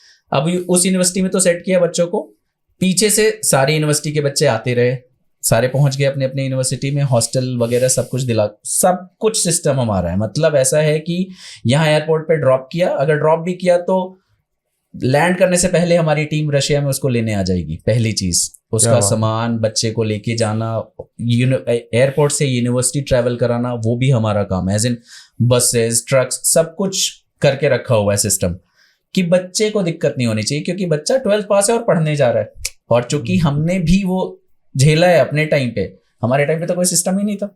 मैं यूपी से निकला, पंजाब की कोई ट्रेन पकड़ी, पहुंचा कैसे कैसे जलंधर, सामान सेट किया, 10 दिन बाद शायद घर वालों को बताया होगा कि हाँ जी ये हॉस्टल में पहुंच गया, ऐसा हो गया। आज की डेट में मतलब फोन मैसेजेस ऐसा तुरंत है ना, तो कोई भी दिक्कत हुई बच्चे ने तो डाल देना है पेरेंट को, पेरेंट पैनिक हो जाए। करेक्ट। तो उससे भी हमने भी हर साल सीखा है, मतलब छोटी छोटी चीजें। अब आप ये समझिए कि एयरपोर्ट पे ड्रॉप किया, वहां से लेके गया टीम, हॉस्टल में सेट किया, नेक्स्ट डे उसको सिम मिल जानी है। सिम भी हमारी टीम लाके देगी। आप ये सोचिए, वहां पे बैंक अकाउंट अगर ओपन करना है वो भी हमारी टीम ओपन करेगी। क्या बात। उसका मेडिकल इंश्योरेंस, उसका मेडिकल चेकअप, जो कुछ भी है हर स्टेप पे टीम। हमने क्या बोलना है, बच्चे को पढ़ाई करने के लिए भेजा है आपने, बच्चा पढ़ाई करे अपना, वही एनफ है, और कुछ नहीं करने की जरूरत है। इवन हर साल, जैसे मैं अब फर्स्ट ईयर के बच्चों के साथ गया, वहां पे कोई बच्चा होगा जो पहले भी पढ़ रहा होगा मेरा, उस बच्चे से भी मैंने हालचाल लेना है, फीडबैक लेना है, एक लंच, एक डिनर, कुछ ना कुछ ऑर्गेनाइज कराना है, जहां पे सारे साल के बच्चे मेडिपीडिया के एटलीस्ट आपस में मिल लें, ताकि वो एक दूसरे को सपोर्ट सिस्टम दे सके। पहली चीज। दूसरा, अगर कोई चीज उससे सॉल्व नहीं हो रही तो मैं पहुंचाऊं कोई, और ये मोरल सपोर्ट भी बहुत होता है सर, क्योंकि पेरेंट तो हर दिन टिकट करके नहीं जा सकता। हर साल बाहर भेजने का रीजन ही उसका ये था कि कम बजट है जी, तो मैं रशिया भेज देता हूँ बच्चे को, या उज्बेकिस्तान भेज देता हूँ, या नेपाल, समझे। लेकिन पेरेंट तो खुद टिकट बुक करके नहीं जाएगा, तो कौन है पेरेंट के बिहाफ पे, वो मेडिपीडिया की टीम कर रही है सर। हम गार्ड, मतलब ऑफ कोर्स आधार कार्ड पे नाम हमेशा पेरेंट्स का होगा, लेकिन अगले 9 साल के लिए अगर कोई गार्जियन है तो वो मेडिपीडिया है, आप ये समझिए। और हम इसको सिर्फ बोलते नहीं, हम इसको रियलिटी में करते भी हैं। जितने भी पेरेंट्स आप देखेंगे मेडिपीडिया के चैनल पे रिव्यूज, सबसे बड़ा सुकून पेरेंट्स को यही है कि जी हमारा बच्चा अगर मेडिपीडिया के थ्रू गया है तो एटलीस्ट हमें ये चिंता करने की जरूरत नहीं है कि वो किसी गलत कोर्स में चला गया होगा या कुछ भी मतलब उल्टा सीधा उसके साथ हो जाए। तो सपोर्ट सिस्टम सर क्रिएट किया है हमने जी। MBBS ਤੇ MD ਦੀ ਪਹਿਲਾਂ ਵੀ ਗੱਲ ਕੀਤੀ ਹੈ। ਮੈਂ ਚਾਹਾਂਗਾ ਕਿ ਮੈਡੀਪੀਡੀਆ ਕਿਹੜੇ ਕੋਰਸ ਤੇ ਕੰਮ ਕਰ ਰਿਹਾ ਹੈ, ਮੈਡੀਕਲ ਦੀ ਪੜ੍ਹਾਈ ਦੇ ਕਿਹੜੇ ਖੇਤਰਾਂ ਤੇ ਕੰਮ ਕਰ ਰਿਹਾ ਹੈ, ਕਿਹੜੇ ਫੀਲਡ ਤੇ ਕੰਮ ਕਰ ਰਿਹਾ ਹੈ। ਦੇਖੋ ਸਭ ਤੋਂ ਵੱਧ ਜਿਹੜਾ ਬੱਚਾ ਹੈਗਾ ਨੰਬਰ 1 ਤਾਂ ਉਹ MBBS ਦੇ ਵਿੱਚ, ਠੀਕ ਹੈ ਜੀ। ਅਗਰ ਗੱਲ ਕਰੀਏ 1 ਸਾਲ ਦੇ ਵਿੱਚ ਤਾਂ ਤਕਰੀਬਨ ਇਹ ਲਗਾ ਕੇ ਚੱਲੋ ਕਿ ਮੈਡੀਪੀਡੀਆ ਟੀਮ ਮਤਲਬ ਨੀਅਰ ਅਬਾਊਟ ਸਾਡਾ ਟਾਰਗੇਟ ਹੁੰਦਾ ਹੈ ਕਿ 2000 ਬੱਚਾ ਅਸੀਂ MBBS ਦੇ ਵਿੱਚ ਐਨਰੋਲ ਕਰ ਲਈਏ। ਤਾਂ ਜਿਹੜੀ ਅੱਗੇ ਇਹਦੀ PG ਵਾਲੀ MD ਵਾਲਾ ਪਾਰਟ ਹੈ, ਉਹਦੇ ਵਿੱਚ ਨੀਅਰ ਅਬਾਊਟ ਸਾਡੇ ਕੋਲ 200 ਸਟੂਡੈਂਟ ਆਲਮੋਸਟ 10ਵਾਂ ਹਿੱਸਾ PG ਲਈ, ਮਤਲਬ 200 ਕੁ ਬੱਚਾ ਸਾਡੇ ਕੋਲ MD ਕਰਨ ਲਈ ਹੈ। ਉਦੋਂ ਬਾਅਦ ਜਿਨ੍ਹਾਂ ਬੱਚਿਆਂ ਦੇ ਸਕੋਰ ਜਾਂ ਬਜਟ ਘੱਟ ਹੁੰਦਾ ਤਾਂ ਉਹ ਬੱਚੇ ਡੈਂਟਲ, ਆਯੁਰਵੈਦਿਕ ਮਤਲਬ ਤੇ ਵੈਟਰਨਰੀ ਸਾਇੰਸ, ਇਹ 3 ਕੋਰਸ ਪੈਰਲਲ ਚੱਲਦੇ ਨੇ। ਡੈਂਟਲ ਮਤਲਬ BDS, ਫਿਰ ਇੱਕ ਆਯੁਰਵੈਦਾ BAMS, ਤੀਜਾ ਕੋਰਸ ਹੈਗਾ VVSC ਵੈਟਰਨਰੀ ਸਾਇੰਸ। ਹੁਣ ਇਹ ਤਿੰਨੇ ਕੋਰਸ ਦੇ ਵਿੱਚ ਇੰਟਰਸਟ ਦੇ ਉੱਪਰ ਡਿਪੈਂਡ ਕਰਦਾ ਇੱਕ ਤਾਂ ਕਿ ਬੱਚੇ ਦਾ ਇੰਟਰਸਟ ਕੀ ਹੈ, ਮਤਲਬ ਕਿੱਧਰ ਜਾ ਰਿਹਾ। ਮਤਲਬ ਇਹ ਹੁਣ ਕਾਮਨ ਕੁਐਸਚਨ ਹੈ ਕਿ ਬੈਟਰ ਕਿਹੜਾ ਇਹਨਾਂ ਚੋਂ। ਇੱਕ ਸਵਾਲ ਹੈ ਮਤਲਬ ਜਿਹੜਾ ਕਿ ਹਰ ਪੇਰੈਂਟਸ ਦਾ ਹੁੰਦਾ ਕਿ ਅਗਰ MBBS 'ਚ ਐਡਮਿਸ਼ਨ ਨਾ ਹੋਇਆ ਤਾਂ ਦੂਸਰਾ ਕੋਰਸ ਤੁਹਾਡੇ ਕੋਲ ਕੀ ਆਪਸ਼ਨ ਹੈ, ਬੈਕਅਪ ਪਲਾਨ ਕੀ ਹੈ। ਤਾਂ ਉਹਦੇ ਵਿੱਚ ਡਿਪੈਂਡ ਕਰਦਾ ਕਿ ਮਤਲਬ ਜਿਹੜਾ ਪਹਿਲਾਂ ਅਸੀਂ ਬੱਚੇ ਨਾਲ ਗੱਲ ਕਰਦੇ ਹਾਂ ਕਿ ਉਹਦਾ ਇੰਟਰਸਟ ਕੀ ਕਹਿੰਦਾ। ਜੇ ਬੱਚਾ ਕੁਛ ਵੀ ਨਹੀਂ ਬੋਲ ਰਿਹਾ, ਕੁਛ ਵੀ ਨਹੀਂ ਹੈਗਾ, ਤਾਂ ਇਹਨਾਂ ਸਾਰੇ ਕੋਰਸਿਸ ਦੇ ਅਲੱਗ-ਅਲੱਗ ਬੈਨੀਫਿਟਸ ਤੇ ਉਹ ਨੇ ਕਿ ਡੈਂਟਲ ਦਾ ਆਪਣਾ ਬੈਨੀਫਿਟ ਹੈ, ਠੀਕ ਹੈ। ਮਤਲਬ ਆਪਾਂ ਕਿਸ ਤਰ੍ਹਾਂ ਉਹਨੂੰ ਲੈਂਦੇ ਹਾਂ। ਡੈਂਟਲ ਦੇ ਵਿੱਚ ਕੀ ਹੈ ਕਿ ਤੁਹਾਡੇ ਕੋਲ ਨੰਬਰ ਆਫ ਪੇਸ਼ੈਂਟ ਤਾਂ ਘੱਟ ਹੋਣਗੇ ਐਜ਼ ਕੰਪੇਅਰ ਟੂ BMS। ਜੇ ਇੱਕ BMS ਕੋਲ 100 ਪੇਸ਼ੈਂਟ ਨੇ, 100 ਪੇਸ਼ੈਂਟ ਰੋਜ਼, ਡੈਂਟਲ ਕੋਲ 10 ਹੀ ਹੋਣਗੇ, ਪਰ ਅਰਨਿੰਗ ਬਰਾਬਰ ਹੋਊਗੀ। ਉਹ 10 ਤੋਂ ਉਨੀ ਫੀਸ ਲੈ ਲਊ ਜਿੰਨਾ ਉਹ 100 ਤੋਂ ਲੈ ਰਹੇ। ਇਹ ਡਿਪੈਂਡ ਕਰਦਾ ਕਿ ਤੁਸੀਂ ਮਤਲਬ ਇਹ ਕੋਈ ਜ਼ਰੂਰੀ ਨਹੀਂ ਹੈਗਾ। ਪਰ ਡੈਂਟਲ ਦੀ ਕੀ ਹੈ ਕਿ BMS ਦੇ ਵਿੱਚ ਅਗਰ ਤੁਸੀਂ ਅੱਜ ਦਾ ਕਰੰਟ BMS ਜਦ ਮਤਲਬ ਤੁਸੀਂ ਉਹ ਲੈ ਕੇ ਚੱਲੋਗੇ ਨਾ ਕਿ BMS ਨੂੰ ਵਧੀਆ ਤਰੀਕੇ ਨਾਲ, ਜਿਹੜੀ ਅੱਜ ਦੀ ਮਤਲਬ ਇੱਕ ਗੌਰਮੈਂਟ ਬਹੁਤ ਕੋਸ਼ਿਸ਼ ਕਰ ਰਹੀ ਹੈ ਕਿ BMS ਨੂੰ ਆਯੁਰਵੈਦਿਕ ਆਯੂਸ਼ ਮੰਤਰਾਲਿਆ ਜਿਹੜਾ ਬਣਿਆ ਹੋਇਆ ਹੈ ਕਿ ਉਹਨੂੰ ਉੱਪਰ ਲੈ ਕੇ ਆਉਣ ਦੀ ਕੋਸ਼ਿਸ਼ ਕਰ ਰਹੀ ਹੈ। ਪਰ ਫਿਰ ਵੀ ਜਿਹੜੇ ਆਪਣੀ ਇੰਡੀਅਨ ਮੈਂਟੈਲਿਟੀ ਹੈ ਨਾ, ਉਹਨੂੰ ਕੀ ਚਾਹੀਦਾ ਕਿ ਤੁਰੰਤ ਇਲਾਜ ਹੋਵੇ। ਜਿਵੇਂ ਕਿ ਆਪਾਂ ਕਹਿੰਦੇ ਬੁਖਾਰ ਹੋਇਆ ਡੋਲੋ ਨਾਲ ਦੀ ਨਾਲ ਦੇ ਦਿਓ, 5 ਮਿੰਟਾਂ 'ਚ ਬੁਖਾਰ ਠੀਕ ਹੋ ਜਾਏ। ਆਯੁਰਵੈਦਿਕ ਇਸ ਲਈ ਕਾਮਯਾਬ ਨਹੀਂ ਹੋ ਰਿਹਾ ਕਿ ਆਪਾਂ ਨੂੰ ਜਲਦੀ ਹੈ ਠੀਕ ਹੋਣ ਦੀ। ਆਪਾਂ ਚਾਹੁੰਦੇ ਆ ਕਿ ਜਿਹੜਾ ਵੀ ਕੁਝ ਹੋਵੇ ਮਿੰਟ ਲੱਗੇ, ਜਿਵੇਂ ਗੂਗਲ ਪੇ ਹੁੰਦਾ ਨਾ ਜੀ, ਮਿੰਟ 'ਚ ਗੂਗਲ ਪੇ ਕਰ ਦਿਓ, ਅਗਲਾ ਕਹਿੰਦਾ ਬੁਖਾਰ ਵੀ 5 ਮਿੰਟਾਂ 'ਚ ਉਤਰ ਜਾਈ। ਤਾਂ ਕਰਕੇ ਉਹ ਹੈ। ਹੁਣ ਆਪਾਂ ਕਹਿੰਦੇ ਕਾਉਂਸਲਰ ਦੀ ਲੋੜ ਕੀ ਹੈ। ਹੁਣ ਜੇ ਆਪਾਂ ਸੋਚੀਏ ਕਿ ਡਾਕਟਰ ਦੀ ਕੀ ਲੋੜ ਹੈ, ਜੇ ਡੋਲੋ ਨਾਲ ਹੀ ਬੁਖਾਰ ਠੀਕ ਕਰਨਾ ਫਿਰ ਡਾਕਟਰ ਕੋਲ ਕੀ ਕਰਨ ਜਾਣਾ। ਹੁਣ ਆਪਾਂ ਹੁਣ ਆਪਣੀ ਲਾਈਨ 'ਚ ਹੀ ਆ ਜਾਓ ਹਰ ਫੀਲਡ ਦੇ ਵਿੱਚ। ਹੁਣ ਅਗਲਾ ਕਹੇ ਕਿ ਜੀ ਮੈਂ ਤਾਂ ਬੁਖਾਰ ਆਪਣੇ ਆਪ ਹੀ ਠੀਕ ਕਰ ਲਿਆ, ਡਾਕਟਰ ਦੀ ਕੀ ਲੋੜ ਹੈ। ਪਰ ਜਦੋਂ ਦਵਾਈ ਸਾਈਡ ਇਫੈਕਟ ਕਰੂਗੀ ਉਹ ਤਾਂ ਫਿਰ ਤਾਂ ਮੈਂ ਡਾਕਟਰ ਨੂੰ ਪੁੱਛੂਗਾ ਨਾ। ਇਹ ਸਾਈਡ ਇਫੈਕਟ ਦਾ ਚੱਕਰ ਹੈ। ਹੁਣ ਬੱਚੇ ਕਾਉਂਸਲਿੰਗ ਦਾ ਕਰ ਲਈ, ਜਾਂ ਜਦੋਂ ਪ੍ਰੋਬਲਮ ਆ ਗਈ ਤਾਂ ਅਗਲਾ ਕਹਿੰਦਾ ਜੀ ਤੁਸੀਂ ਫੀਸ ਚਾਹੇ ਡਬਲ ਲੈ ਲਿਓ, ਪਰ ਉਦੋਂ ਮੌਕਾ ਚਲਾ ਗਿਆ। ਕਾਉਂਸਲਿੰਗ ਟਾਈਮ ਹੁੰਦਾ। ਜਿਹੜੀ ਮੈਂ ਗੱਲ ਕਰਾਂ ਕਿ ਕਾਉਂਸਲਰ ਦੀ ਵੀ ਇੱਥੇ ਲੋੜ ਹੈਗੀ ਹੈ। ਮਤਲਬ ਤੇ ਤੁਸੀਂ ਇਹ ਲਗਾ ਕੇ ਚੱਲੋ ਕਿ ਹੁਣ ਵੈਟਰਨਰੀ ਸਾਇੰਸ ਹੈ। ਵੈਟਰਨਰੀ ਸਾਇੰਸ ਕੁਐਸਚਨ ਕੀ ਆਉਂਦਾ ਮੋਸਟਲੀ ਕਿ ਕੁੜੀਆਂ ਨੂੰ ਵੈਟਰਨਰੀ ਸਾਇੰਸ ਕਰਨੀ ਚਾਹੀਦੀ ਹੈ ਕਿ ਨਹੀਂ ਕਰਨੀ ਚਾਹੀਦੀ। ਮੇਰਾ ਪਹਿਲਾ ਸਵਾਲ ਇਹੀ ਹੁੰਦਾ ਕਿ ਵੈਟਰਨਰੀ ਸਾਇੰਸ ਦੇ ਵਿੱਚ ਕਿ ਬੱਚਿਆਂ ਦਾ ਪੈਟਸ ਨਾਲ ਕਿੰਨਾ ਕੁ ਪਿਆਰ। ਸਭ ਤੋਂ ਵੱਧ ਜਿਹੜਾ ਵੈਟਰਨਰੀ ਦਾ ਦੇਖੋ, ਉੱਥੇ ਕੀ ਸਟੱਡੀ ਤਾਂ ਤੁਹਾਨੂੰ ਸਾਰੇ ਜਾਨਵਰਾਂ ਦੀ ਕਰਾਈ ਜਾਂਦੀ ਹੈ।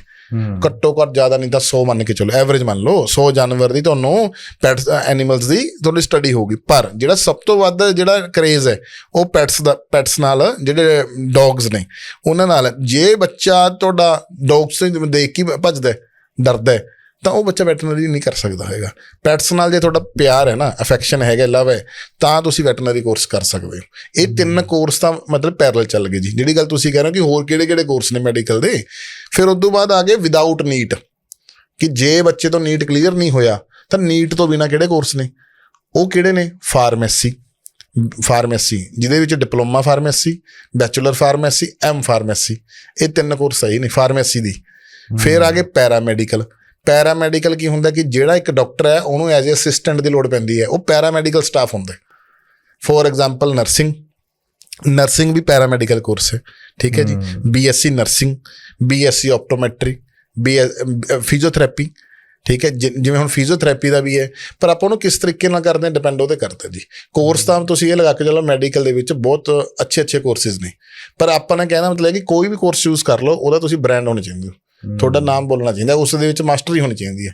ਕੋਰਸ ਕੋਈ ਮਾੜਾ ਚੰਗਾ ਜੇ ਆਪਾਂ ਕਹਿ ਦਈਏ ਉਹ ਨਹੀਂ ਹੈਗੀ। ਤਾਕਤ ਬੱਚੇ ਦੇ ਵਿੱਚ ਹੈ, ਕੋਰਸ 'ਚ ਨਹੀਂ ਹੈਗੀ। ਕੋਰਸ ਦੀ ਕੋਈ ਤਾਕਤ ਨਹੀਂ ਹੈਗੀ।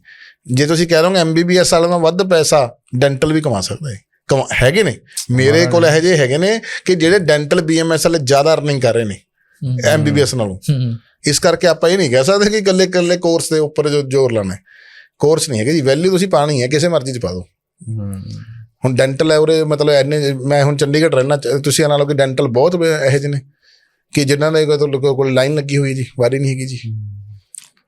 ਸਾਡੇ ਨਾ ਸਕੂਲਾਂ ਦੇ ਵਿੱਚ ਜਦੋਂ ਬੱਚੇ ਨੂੰ ਪੁੱਛਦੇ ਸੀਗੇ ਵੱਡਾ ਹੋ ਕੇ ਕੀ ਬਣੇਗਾ, ਸਾਡਾ ਤਾਂ ਮਾਸਟਰ, ਡਾਕਟਰ, DC, ਅਫਸਰ, ਆਹ 4 ਸ਼ਬਦ ਹੁੰਦੇ ਸੀਗੇ। ਜੀ 50% ਲੋਕ ਜਿਹੜੇ ਕਹਿੰਦੇ ਸੀ ਬੱਚੇ ਨੂੰ ਪੁੱਛਿਆ ਡਾਕਟਰ ਬਣੂਗਾ। ਪਰ ਮੈਂ ਇੱਕ ਸਵਾਲ ਪੁੱਛਣਾ ਚਾਹੁੰਦਾ ਤੁਹਾਡੇ ਤੋਂ, ਅਲੱਗ-ਅਲੱਗ ਸਟੇਟ ਨਾਲ ਗੱਲਬਾਤ ਕਰਦੇ ਹੋ, ਅਲੱਗ-ਅਲੱਗ ਸਟੇਟ ਦੇ ਪੇਰੈਂਟਸ ਤੁਹਾਨੂੰ ਮਿਲਦੇ ਨੇ ਜੀ। ਪੰਜਾਬ ਦੇ ਲੋਕ ਕਿੱਥੇ ਖੜੇ ਆ ਮੈਡੀਕਲ ਦੀ ਪੜ੍ਹਾਈ ਨੂੰ ਲੈ ਕੇ? ਇੱਕ ਤਾਂ ਇਹ ਹੈ ਵੀ ਜਿਹੜੇ ਕਰਾ ਸਕਦੇ ਨੇ ਡਾਕਟਰ ਦਾ ਕੋਰਸ, ਕੋਈ ਵੀ ਕਰਾ ਸਕਦੇ ਨੇ। ਇੱਕ ਉਹ ਜਿਹੜੀ ਆਪਾਂ ਲੋਨ ਬਾਰੇ ਗੱਲ ਹੋਈ ਸੀ, ਇਹਦਾ ਕੀ ਜ਼ਰੀਆ ਹੈ? ਮਤਲਬ ਜਿਹੜਾ ਹਰ ਮਾਂ ਪਿਓ ਸੋਚਦਾ ਬੱਚਾ ਮੈਡੀਕਲ ਬਣਨਾ ਚਾਹੁੰਦਾ ਹੈ, ਮੈਡੀਕਲ ਦੀ ਪੜ੍ਹਾਈ ਕਰਨਾ ਚਾਹੁੰਦਾ ਹੈ, ਸਾਇੰਸ ਪੜ੍ਹ ਰਿਹਾ ਹੈ, ਇੰਟਰਸਟ ਵੀ ਹੈਗਾ, ਪਰ ਇਕਨੋਮਿਕਲੀ ਹਾਲਾਤ ਇਸ ਤਰ੍ਹਾਂ ਦੇ ਵੀ ਹੈਗੇ ਵੀ ਉਹ ਡਾਕਟਰੀ ਪੜ੍ਹਾਈ ਕਰ ਸਕੇ, ਟਿਊਸ਼ਨਾਂ ਕਰ ਸਕੇ। ਬਿਲਕੁਲ। ਵੈਸੇ ਤਾਂ ਹੈਲਪ ਸਿਸਟਮ ਹੈਗਾ, ਮੈਨੂੰ ਲੱਗਦਾ ਅੱਜ ਉਹ ਦੌਰ ਨਹੀਂ ਹੈਗਾ ਵੀ ਪੈਸੇ ਕਰਕੇ ਪੜ੍ਹਾਈ ਛੁੱਟੇ। ਬਿਲਕੁਲ ਥੋੜੀ ਕਾਬਲੀਅਤ ਹੋਵੇ, ਬਹੁਤ ਲੋਕ ਤੁਹਾਡੀ ਬਾਂਹ ਫੜਨ ਵਾਲੇ ਹੈਗੇ ਨੇ। ਜਿਵੇਂ ਸਰ ਨੇ ਪਿਛਲੀ ਇੰਟਰਵਿਊ 'ਚ ਕਿਹਾ ਸੀ, ਕਹਿੰਦਾ ਜਿਹੜੇ ਦਿਮਾਗ ਜ਼ਿਆਦਾ ਚੱਲਦਾ, ਜਿਹਨੂੰ ਐਂ ਲੱਗਦਾ ਮੈਂ 5 ਲੱਖ ਲਾ ਕੇ ਵੀ 10 ਲੱਖ ਬਣਾ ਦੂੰਗਾ, ਪ੍ਰਪੋਜ਼ਲ ਲੈ ਕੇ ਆਵੇ, ਦੱਸੇ ਸਹੀ ਮੈਨੂੰ ਲੱਖ ਰੁਪਏ ਲੋੜ ਹੈ, ਦੱਸੇ ਸਹੀ ਵੀ ਇਹਦਾ ਕੀ ਕਰੇਗਾ, ਕੋਈ ਰਾਹ ਬਣਾਵੇ। ਗੱਲਾਂ ਕਰਨੀਆਂ ਤੇ ਪ੍ਰੈਕਟੀਕਲ ਕਰਨਾ ਫਰਕ ਪੈ ਜਾਂਦਾ। ਬਿਲਕੁਲ ਸਰ। ਪੰਜਾਬ ਨੂੰ ਕਿਵੇਂ ਦੇਖਦੇ ਹੋ? ਕੀ ਕਰਨਾ ਚਾਹੀਦਾ है, किमें होना चाहिए?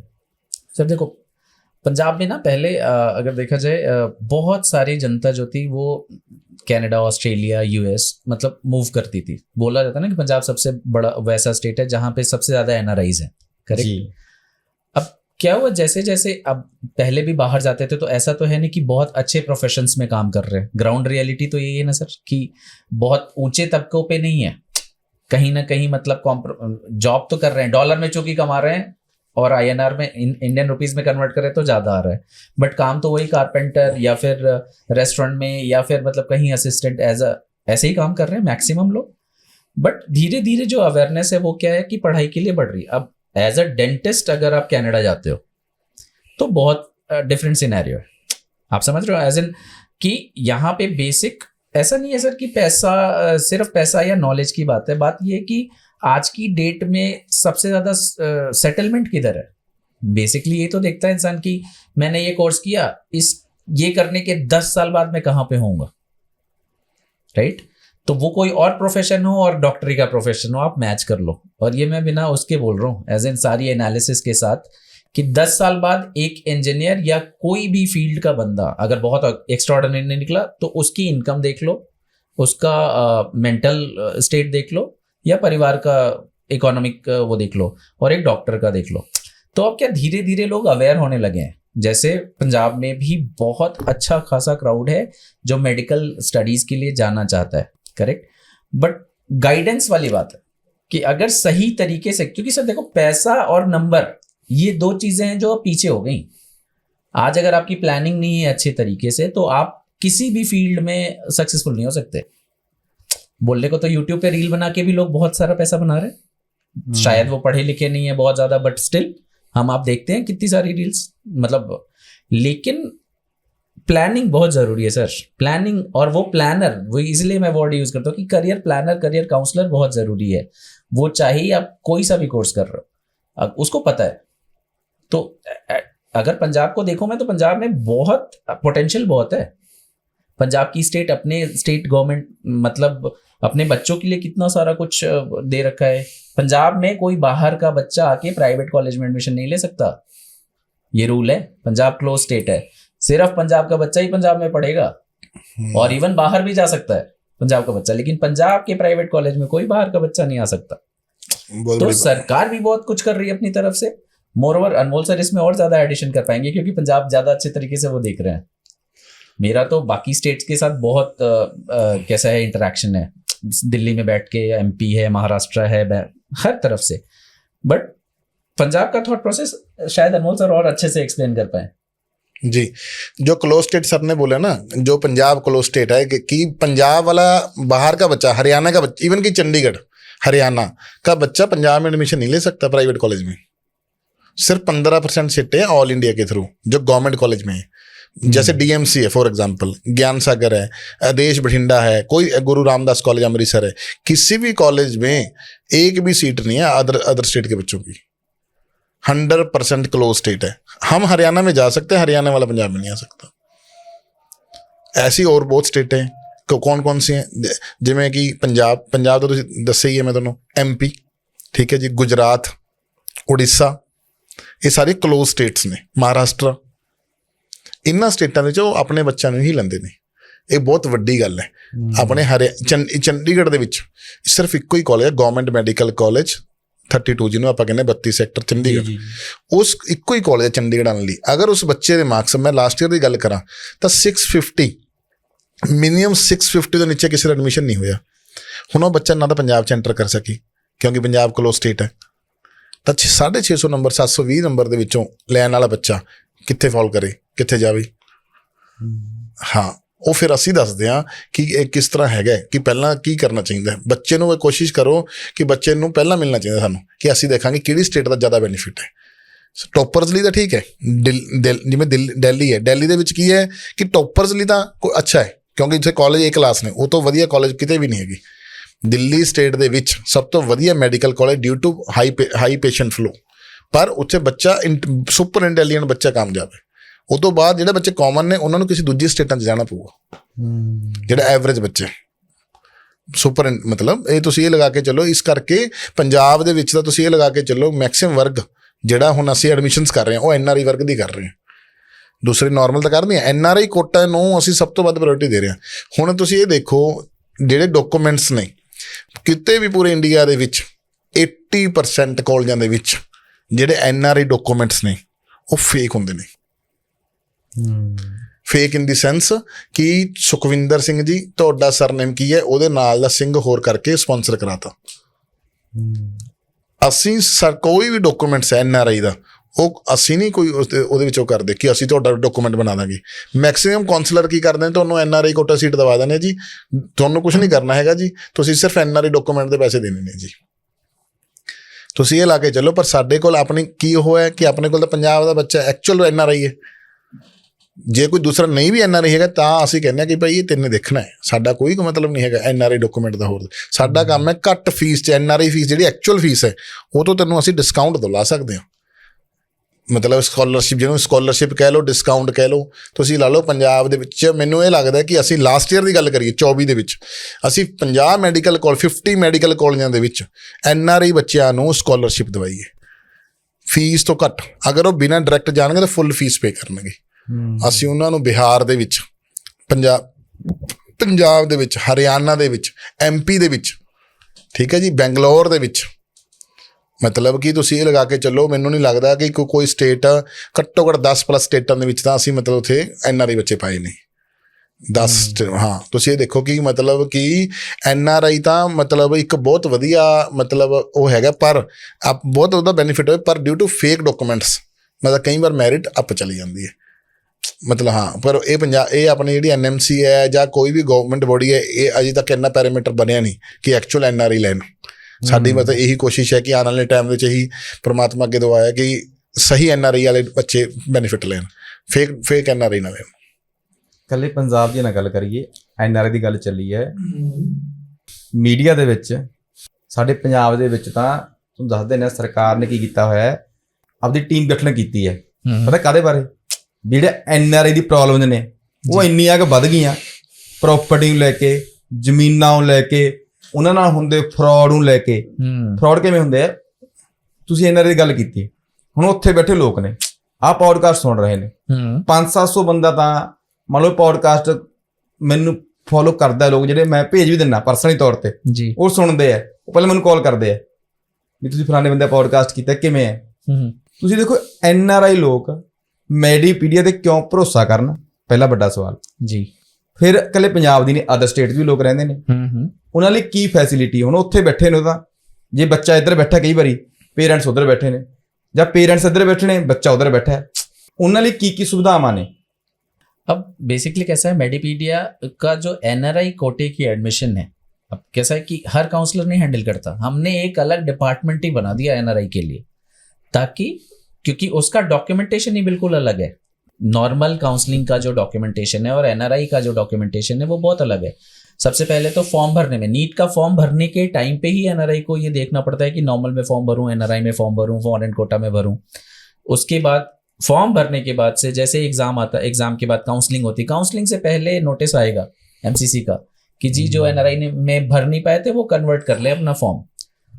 अब पूरी की पूरी अटेंशन एक मेडिपीडिया के एक डिपार्टमेंट की सिर्फ NRI पे है। तो सबसे बड़ी चीज है कि हम सारी एडमिशंस तो कर रहे हैं, बट NRI एडमिशंस के लिए एक अलग एक्सपर्टीज को ही हायर कर रखा है या रख रखा है, एक डिपार्टमेंट बना रखा है जहां पे एक एक डॉक्यूमेंटेशन चेक करेगी वो टीम कि इसकी कोई काउंसलिंग के टाइम पे भाग दौड़ ना करनी पड़े। सबसे बड़ा फायदा NRI कैंडिडेट को हमसे ये है कि उसके फादर मदर को बार बार यहाँ ट्रैवल नहीं करना पड़ना, क्योंकि सब कुछ हम देख रहे हैं। क्या बताया मैंने आपको, उसने डॉक्यूमेंट्स ऑनलाइन दिए, उसका सारा काउंसलिंग प्रोसेस हो गया, वो रिपोर्टिंग के टाइम पे इवन हमने ये भी बता दिया कि जी इतने पैसे ड्राफ्ट में बनेंगे, इतने पैसे कॉलेज को ट्रांसफर करने हैं, ये डॉक्यूमेंट्स लेके और अपने बच्चे को लेके सीधा कॉलेज रिपोर्ट कीजिए काउंसलिंग सेशन के बाद। वरना एक बार पहले NRI के पेरेंट को जनवरी-फरवरी में आना पड़ना है इंडिया, नीट का फॉर्म भरने के लिए, समझने के लिए चीजें।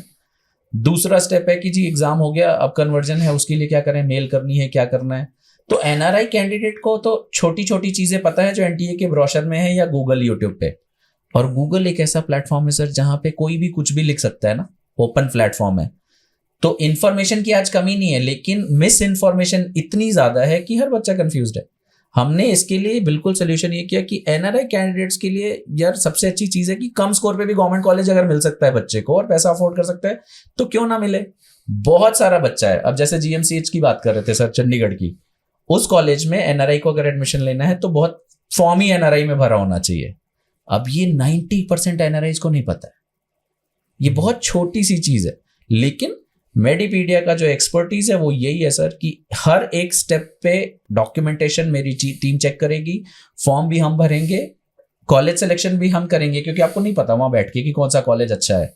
हो सकता है कोई बोल दे जी जीएमसी पटियाला तो सबसे पुराना है वही ले लो, बट हो सकता है कि जीएमसी मोहाली बेहतर हो या अमृतसर बेहतर हो जीएमसी पटियाला से, या फॉर दैट मैटर डीएमसी में भी सेम फीस है, क्यों नहीं डीएमसी से करें, क्योंकि यहाँ पे ज्यादा अच्छी पढ़ाई है। गवर्नमेंट कॉलेज का इंफ्रास्ट्रक्चर और प्राइवेट कॉलेज के इंफ्रास्ट्रक्चर में भी तो डिफरेंस है। तो वो सिलेक्शन करना सबसे बड़ा एक्सपर्टीज ये है सर। और एनआरआई कैंडिडेट्स को तो बहुत, मतलब वो पंजाबी में कहते हैं कि बड़ी माड़ी हालत है, पैसे लेके घूम रहे हैं, पता नहीं है साल खराब करे पड़े हैं बच्चों के, और खुद का भी दिमाग एज एन पैसा भी खराब हो रहा है, टाइम भी खराब हो रहा है। तो मेडिपीडिया का काउंसलर कभी एक एक स्टेप पे आपके साथ है एनआरआई के लिए। और अल्टीमेटली बहुत सारा बच्चा जैसे कॉलेज पहुंच गया, कॉलेज पहुंचने के बाद भी कोई डॉक्यूमेंटेशन है, वेरिफिकेशन है। अब क्या होता है सरकारी कॉलेजेस में डॉलर्स में पेमेंट होती है, कुछ कॉलेजेस ऐसे भी हैं जो बाद में इंडियन अकाउंट से भी कॉलेज मतलब फीस ले लेते हैं। अब वो ये कौन बताएगा, एनआरआई को तो पता ही नहीं है ये चीज, वो हम गाइड करते हैं बिल्कुल। तो एनआरआई के लिए तो बहुत डिफरेंट वर्टिकल है। ਇੱਕ ਐਨਆਰਆਈ ਤਾਂ ਉਹ ਹੁੰਦਾ ਨਾ ਜਿਹੜਾ ਡਾਇਰੈਕਟ ਮੇਰੇ ਵੀਡੀਓ ਕੋਲੇ ਪਹੁੰਚ ਗਿਆ। ਹੁਣ ਪਹੁੰਚਣ ਤੋਂ ਪਹਿਲਾਂ ਜਿਹੜੀ ਗਤੀਵਿਧੀ ਹੁੰਦੀ ਹੈ ਉਹ ਇਹ ਹੁੰਦੀ ਹੈ, ਅਗਲਾ ਸੋਚਦਾ ਹੈ ਕਿਹਦੇ ਕੋਲ ਜਾਈਏ, ਬੱਚੇ ਨੇ ਮੈਡੀਕਲ ਦੀ ਪੜ੍ਹਾਈ ਕਰਨੀ ਹੈ। ਹੁਣ ਉੱਧਰ ਬੈਠੇ ਗੂਗਲ ਸਰਚ ਮਾਰਦੇ ਆ, ਜਿਹਦਾ ਮੈਡੀਪੀਡੀਆ ਸਾਹਮਣੇ ਆ ਗਿਆ, ਤੁਹਾਡੀ ਟੀਮ ਸਾਹਮਣੇ ਆ ਗਈ, ਕੋਈ ਪੋਡਕਾਸਟ, ਕੋਈ ਇੰਟਰਵਿਊ, ਕੋਈ ਤੁਹਾਡਾ ਪੋਸਟ ਗ੍ਰਾਫਿਕ ਸਾਹਮਣੇ ਆ ਗਿਆ, ਫਿਰ ਤਾਂ ਠੀਕ ਹੈ। ਚੋਣ ਕਿਵੇਂ ਕਰਨ? ਉਹ ਨੀਟ ਦਾ ਪੇਪਰ ਦੇਤਾ ਜੀ, ਇਹੀ ਸਮੱਸਿਆ ਨਾ ਸਭ ਤੋਂ ਵੱਡੀ। ਤਾਂ ਉਹ ਚੋਣ ਕਿਵੇਂ ਕਰ? ਉਹ ਮੰਨ ਲਓ ਕਿਸੇ ਚੰਗੇ ਕਾਉਂਸਲਰ ਕੋਲ ਪਹੁੰਚਣਾ ਉਹਨਾਂ ਨੇ, ਉਹਦਾ ਕੀ ਮਾਪਦੰਡ ਆ, ਬੰਦਾ ਕੀ ਸਰਚ ਕਰੇ, ਕੀ ਸੋਚੇ ਵੀ ਕਿਹਨੂੰ ਮਿਲਣਾ ਹੈ, ਕਿਹਨੂੰ ਪੈਸੇ, ਉੱਥੇ ਬੈਠਣੇ ਪੈਸੇ ਪਾ ਦੇਣੇ ਅਗਲੇ ਨੇ। ਹਾਂਜੀ ਬਿਲਕੁਲ ਠੀਕ ਤੇ ਹੈ। ਉੱਥੋਂ ਅਗਲਾ ਉਹ ਤਾਂ ਫਿਰ ਰਿਜ਼ਲਟ ਦੱਸਣਗੇ ਨਾ ਜੀ, ਜਿਹੜੇ ਰਿਜ਼ਲਟ ਨੇ ਅਸੀਂ ਸਾਰੇ ਉੱਤੇ ਪਾਏ ਹੋਏ ਨੇ ਜੀ। ਅਸੀਂ ਕਿੱਥੇ ਮਤਲਬ ਇੱਕ ਮੇਰੀ ਗੱਲ ਸੁਣੋ ਜੀ, ਦੇਖੋ ਦੋ ਕਾਉਂਸਲਰਸ ਨੇ, ਇੱਕ ਕਾਉਂਸਲਰ ਕਹਿ ਰਿਹਾ ਕਿ ਮੈਂ ਵੀ ਕਰਾਨਾ, ਦੂਸਰਾ ਕਹਿੰਦਾ ਮੈਂ ਵੀ ਕਰਾਨਾ ਜੀ, ਠੀਕ ਹੈ ਜੀ। ਹੁਣ ਤੁਸੀਂ ਕਿਵੇਂ ਸਿਲੈਕਟ ਕਰੋਗੇ? ਮੈਂ ਤੁਹਾਨੂੰ ਕਹਿਤਾ ਜੀ ਆਹ ਚੱਕੋ ਜੀ 50 ਬੱਚਿਆਂ ਦੇ ਐਨਆਰਆਈ ਦੀ ਕਿ ਜਿਨ੍ਹਾਂ ਦੀ ਅਸੀਂ ਐਡਮਿਸ਼ਨ ਕਰਾਈਏ, ਉਹਦੇ ਵਿੱਚੋਂ ਮੰਨ ਲਓ ਸਪੋਜ਼ ਕਰੋ ਪੇਰੈਂਟਸ ਹੈਗਾ ਦੁਬਈ ਦਾ, ਲੈਟ ਸਪੋਜ਼, ਜਾਂ ਕੈਨੇਡਾ ਦਾ, ਕਿਸੇ ਵੀ ਕੰਟਰੀ ਦਾ, ਅਸੀਂ ਉਹਦੇ ਨਾਲ ਦਾ ਜਿਹੜਾ ਦੂਸਰਾ ਪੇਰੈਂਟਸ ਹੈ ਜਿਹਦੀ ਅਸੀਂ ਐਡਮਿਸ਼ਨ ਕਰਾਈ ਹੋਈ ਹੈ, ਅਸੀਂ ਤਾਂ ਉਹਦੇ ਪੇਰੈਂਟਸ ਨਾਲ ਆਪਾਂ ਲਾਈਨ ਤੇ ਗੱਲ ਹੀ ਕਰਾ ਸਕਦੇ ਹਾਂ ਨਾ ਜੀ। ਗੱਲਾਂ ਦੇ ਵਿੱਚ ਨਹੀਂ, ਰਿਜ਼ਲਟ ਦੇ ਵਿੱਚ। ਗੱਲਾਂ ਦੇ ਵਿੱਚ ਤਾਂ ਕੀ ਹੈ ਕਿ ਹੋ ਸਕਦਾ ਸਾਡੇ ਨਾਲ ਬੈਟਰ ਗੱਲਾਂ ਕਰਦੇ ਹੋਣ, ਅਸੀਂ ਕਰਾ ਦਾਂਗੇ ਜੀ, ਘੱਟ 'ਚ ਕਰਾ ਦਾਂਗੇ ਜੀ, ਪਰ ਬੈਟਰ ਹੈ ਕਿ ਜਿਹੜੇ ਰਿਜ਼ਲਟ ਦਿੱਤੇ ਹੋਏ ਨੇ ਉਹਨਾਂ ਨਾਲ ਪੇਰੈਂਟਸ ਨਾਲ ਗੱਲ ਕਰਾ ਪਾ ਰਹੇ ਹੋ ਬੰਦਾ। ਮੇਰੇ ਕੋਲ 100 ਦੀ ਲਿਸਟ ਹੈ, ਮੰਨ ਲਓ ਲਿਸਟ ਹੈ, ਅਗਲਾ ਉਹ 'ਚ ਚੂਜ਼ ਕਰ ਲੇ ਕਿ ਮੈਂ ਇਸ ਬੰਦੇ ਨਾਲ ਗੱਲ ਕਰਨੀ ਹੈ ਜੀ, ਅਸੀਂ ਗੱਲ ਕਰਾ ਦਾਂਗੇ ਪੇਰੈਂਟਸ ਨਾਲ, ਕੋਈ ਪ੍ਰੋਬਲਮ ਨਹੀਂ ਹੈਗੀ ਜੀ। ਰਿਜ਼ਲਟ ਬੋਲਦੇ ਨਾ ਜੀ, ਹੋਰ ਤਾਂ ਗੱਲਾਂ ਦੇ ਵਿੱਚ ਤਾਂ ਹੋਰ ਤਾਂ ਵਿਸ਼ਵਾਸ ਦਿਵਾਉਣ ਲਈ ਤਾਂ ਹੋਰ ਕੁਝ ਵੀ ਨਹੀਂ ਹੈਗਾ ਜੀ। ਰਿਜ਼ਲਟਸ ਨੇ ਆਪਣੇ ਕੋਲ, ਰਿਜ਼ਲਟਸ ਨੇ ਪੇਰੈਂਟਸ ਨਾਲ ਗੱਲ ਕਰਾਤੀ ਜੀ, ਹੋਰ ਤਾਂ ਟਰਸਟ, ਹੋਰ ਤਾਂ ਕੀ ਕਰਾਂਗੇ ਜੀ। ਬਾਕੀ ਦਾ ਜਿਹਦੇ ਕੋਲ ਜਾਣਾ ਹੈ, ਬਾਕੀ ਦਾ ਅਨਜਲ ਦੀ ਗੱਲ ਹੈ ਜੀ। ਬਾਕੀ ਦਾ ਉਹ ਸਾਰਾ ਕੁਛ ਪਲਾਨਡ ਹੈ ਜੀ, ਕਿਹਦੇ ਕੋਲ ਕੋਈ ਉਹਦਾ ਪੈਰਾਮੀਟਰ ਤਾਂ ਹੈ ਜਿਹੜੇ ਵਿੱਚ ਅਨਜਾਲ ਜਿਹੜੇ ਫੋਨ ਚੱਕਦੇ ਮੁੜ ਕੇ, ਉਹ ਤਾਂ ਹਾਂ ਉਹਦਾ ਮੈਕਸਿਮਮ ਹੀ ਹੈ ਜੀ, ਉਹਦਾ ਮੈਕਸਿਮਮ ਤਦਾਰ ਹੈ ਜੀ ਜਿਹੜੇ ਫੋਨ ਨਹੀਂ ਚੱਕਦੇ ਜੀ। ਉੱਥੇ ਪਤਾ ਲੱਗਦਾ ਵੀ ਏਜੰਟ ਤੇ ਕੈਰੀਅਰ ਕਾਉਂਸਲਰ 'ਚ ਕੀ ਫਰਕ ਪੈਂਦਾ। ਹਾਂਜੀ ਹਾਂਜੀ ਹਾਂਜੀ ਹਾਂਜੀ, ਬਹੁਤ ਇਸ ਲਾਈਨ ਦੇ ਵਿੱਚ ਮੈਂ ਪਿਛਲੇ ਕਈ ਸਾਲਾਂ ਤੋਂ ਦੇਖ ਲਿਆ ਕਿ ਇਹ ਲਗਾ ਕੇ ਚੱਲੋ 80% ਜਿਹੜੇ ਹੁਣੇ ਕੰਸਲਟੈਂਟਸ ਉਹ ਚਲੇ ਗਏ ਨੇ, ਕਿਉਂਕਿ ਉਹਨਾਂ ਦਾ ਬ੍ਰਾਂਡ 'ਤੇ ਕੰਮ ਨਹੀਂ ਕਰ ਰਹੇ। ਉਹ ਕੀ ਕਰਦੇ ਨੇ, ਇੱਕ ਪੇਰੈਂਟ ਜਾਂ 2 4 5 ਐਡਮਿਸ਼ਨਸ ਕਰਕੇ ਇੱਕ ਤੋਂ ਜ਼ਿਆਦਾ ਪੈਸੇ ਲੈ ਕੇ ਮਾਰਕੀਟ 'ਚੋਂ ਗਾਇਬ, ਮਤਲਬ ਕਿ ਫੀਸ ਲੈ ਗਈ। ਉਹਨਾਂ ਨੂੰ ਕੀ ਹੈ, ਉਹ ਕਹਿੰਦੇ ਨੇ ਕਿ 100 ਸਿਆਣੇ ਬੰਦੇ ਨਾਲ ਮੱਥਾ ਮਾਰਨ ਨਾਲ 5 ਪਾਗਲ ਲੱਭ ਲਓ। ਹਾਂ, ਕਿ ਤੁਸੀਂ 100 ਬੰਦਿਆਂ ਨੂੰ ਅਲੱਗ-ਅਲੱਗ 100 ਪੇਰੈਂਟਸ ਨੂੰ ਡੀਲ ਕਰਦੇ ਹੋ, ਜਿੰਨਾ ਪੈਸਾ ਤੁਸੀਂ 100 ਤੋਂ ਇਕੱਠਾ ਕਰੋਗੇ ਉਹਨਾਂ ਅਸੀਂ 5 ਤੋਂ ਹੀ ਕਰ ਲਾਂਗੇ। ਕਿਉਂਕਿ ਉਹਨਾਂ ਦੀ ਜਿਹੜੀ ਇੰਟੈਂਸ਼ਨ ਹੈ ਜਾਂ ਸੋਲ ਹੈ ਉਹ ਤਾਂ ਕੋਈ ਹੈ ਹੀ ਨਹੀਂ ਨਾ, ਤੇ ਨਾ ਉਹਨਾਂ ਨੇ ਬ੍ਰਾਂਡ 'ਤੇ ਕੰਮ ਕਰਨਾ, ਨਾ ਉਹਨਾਂ ਨੇ ਕੁਛ ਉਹ ਕਰਨਾ ਜੀ, ਐਵੇਂ ਹੈ ਜੀ। ਬਾਕੀ ਪਰਮਾਤਮਾ ਵੱਲੋਂ ਜਿਹਨੂੰ ਜਿਹੋ ਜਿਹੀ ਬੁੱਧੀ ਬਖਸ਼ੀ ਹੈ ਉਹੋ ਜਿਹਾ ਕੁਛ ਹੋਣਾ। ਜਦੋਂ ਮੈਡੀਕਲ ਦੀ ਪੜ੍ਹਾਈ ਦੀ ਗੱਲ ਚੱਲਦੀ ਹੈ ਤਾਂ ਇਹਦੇ ਵਿੱਚ ਡੋਨੇਸ਼ਨ ਦਾ ਕੰਸੈਪਟ ਆਉਂਦਾ ਹੈ ਕਿ ਬਹੁਤ ਸਾਰੇ ਲੋਕਾਂ ਨੂੰ ਲੱਗਦਾ ਹੈ ਕਿ ਕਿਸੇ ਵੀ ਚੰਗੇ ਕਾਲਜ ਜੇ ਐਡਮਿਸ਼ਨ ਕਰਾਉਣੀ ਹੈ ਪੈਸੇ ਦਿਓ, ਫੀਸ ਤੋਂ ਬਿਨਾਂ ਤੇ ਐਡਮਿਸ਼ਨ ਕਰਾ ਦਿਓ। ਫਿਰ ਸਾਡੇ ਜਿਹੜਾ ਸਿਸਟਮ ਹੈ ਭ੍ਰਿਸ਼ਟਾਚਾਰ ਜਿਹਨੂੰ ਕਹਿੰਦੇ ਨੇ, ਰਿਸ਼ਵਤਖੋਰੀ ਕਹਿ ਦਿੰਦੇ ਅਸੀਂ, ਟੇਢੇ ਤਰੀਕੇ ਨਾਲ, ਅਸਿੱਧੇ ਤਰੀਕੇ ਨਾਲ ਪੈਸੇ ਦਿੰਦੇ ਤਰੀਕੇ ਲੋਕ ਲੱਭਦੇ ਆ, ਸ਼ਾਰਟਕਟ ਭਾਲਦੇ ਆ। ਕੀ ਅੱਜ ਜਿਹੜਾ ਸਮਾਂ ਚੱਲ ਰਿਹਾ ਸਰਕਾਰ ਦਾ ਕੀ ਰੋਲ ਚੱਲ ਰਿਹਾ? ਸਰਕਾਰ ਨੇ ਕੀ ਕੀਤਾ ਕਿ ਬਾਕੀ ਪੈਸੇ ਦੇ ਕੇ ਜਿਹੜੇ ਮਰਜ਼ੀ ਕਾਲਜ ਐਡਮਿਸ਼ਨ ਹੋ ਜਾਵੇ, ਜਾਂ ਜਿਹੜੇ ਲੋਕ ਸਬਜ਼ਬਾਜ਼ ਸਜਾਉਂਦੇ ਆ, ਪੇਰੈਂਟਸ ਜਾਂਦੇ ਆ, ਕਿਸੇ ਨੂੰ ਫਸ ਜਾਂਦੇ, ਉਹ ਕਹਿੰਦਾ ਮੈਂ ਕਰਾ ਦੂੰਗਾ। ਕੋਈ ਮੰਤਰੀ, ਕੋਈ ਸੰਤਰੀ, ਕੋਈ ਆਫੀਸਰ ਰੈਂਕ ਦੇ ਲੋਕ ਨੇ ਜਿਹੜੇ, ਜਾਂ ਕਈ ਵਾਰ ਉਹ ਵੀ ਠੱਗੀ ਦਾ ਸ਼ਿਕਾਰ ਹੋ ਜਾਂਦੇ ਨੇ। ਉਹਨਾਂ ਨੂੰ ਲੱਗਦਾ ਵੀ ਸਾਡੀ ਚੜ੍ਹਾਈ ਬਹੁਤ ਹੈ, ਮੈਂ ਫਲਾਣੇ ਨੂੰ ਕਹਿ ਦੂੰਗਾ ਕਰਾ ਦੂਗਾ ਐਡਮਿਸ਼ਨ, ਕੋਈ ਇਸ ਤਰ੍ਹਾਂ ਕੰਸੈप्ट है ਇਹਦੇ ਵਿੱਚ? कंसेप्ट कैसा है ना सर कि 2016-17 से पहले जब नीट नहीं होता था, नीट के पहले पीएमटी होता था, सीपीएमटी, एआईपीएमटी, इस तरीके से उस टाइम पे तो ये सारी चीज़ें चलती थी जब एमसीआई थी, मेडिकल काउंसिल ऑफ इंडिया नाम था जब, अब नाम हो गया बदल के national medical commission of India. तो जब से एनएमसीआई या नीट जब से लॉन्च किया तब से ये चीज़ों की बात, donation is just a bogus word है, नहीं लोगों के दिमाग में है लेकिन होता नहीं है। एज इन बहुत सारे कंसल्टेंट्स या एजेंट्स आप बोल दें, वो मैनिपुलेट करते हैं आपको, जी हमारा मंत्री जी का के साथ कोटा है या कोई सरकार का कोई स्कीम होती है, ऐसा मतलब सीटें होती हैं, बट नहीं, आपको वो सरासर बेवकूफ़ बना रहा है। तो अगर कोई बोले कि मंत्री जी अपना एडमिशन किसी मनचाहे कॉलेज में करा लेंगे, उनके बच्चे के नंबर नहीं आए हैं, तो भी पॉसिबल नहीं है जी। 110%। इवन सुप्रीम लीडर की मैं बात करूं, वो इंडिया के प्रेसिडेंट हो, प्राइम मिनिस्टर हो, उनके बच्चे को भी अगर लेना है एडमिशन तो भी काउंसलिंग प्रोसेस के थ्रू ही जाना पड़ेगा, नीट क्वालिफाई करना पड़ेगा, और काउंसलिंग प्रोसेस ही है सर, और कुछ भी नहीं है। तो ये बहुत लोग बेवकूफ़ बनते हैं आज की डेट में। हमारे पास बहुत बच्चा आता है साल खराब करके, पैसे खराब करके, और जैसा आपने बोला ना कि मंत्री, ऑफिसर्स, ऐसे लोग भी आते हैं सर जो कहते हैं जी हमें लगा था कि हो जाएगा बट हो नहीं पाया, तो अभी आप कराओ काउंसलिंग के थ्रू। एक ही चीज है प्रिवेल करती, वो आपके मार्क्स और आपकी काउंसलिंग। काउंसलिंग में कहीं भी डोनेशन नाम के वर्ड का यूज है ही नहीं आज की डेट में। आप स्मार्टली कुछ, डेफिनेटली कुछ कोटाज होते हैं, जैसे एनआरआई कोटा है या government quota, state quota, management quota, ये सब आप यूज कर सकते हो, बट यहाँ पे कोई जुगाड़ या कोई बैकडोर एंट्री ऐसा कुछ भी नहीं है, सब कुछ ट्रांसपेरेंट है। 7 राउंड अगर काउंसलिंग होती है तो 7 के 7 राउंड ऑनलाइन दिखाना पड़ेगा। कॉलेज के मालिक को अगर अपने बच्चे का एडमिशन कराना है तो भी वो काउंसलिंग के थ्रू जाएगा, और ऐसा नहीं होगा कि 330 नंबर पे उसके कॉलेज में किसी को एडमिशन नहीं मिला और 320 पे उसके बच्चे को एडमिशन मिल गया।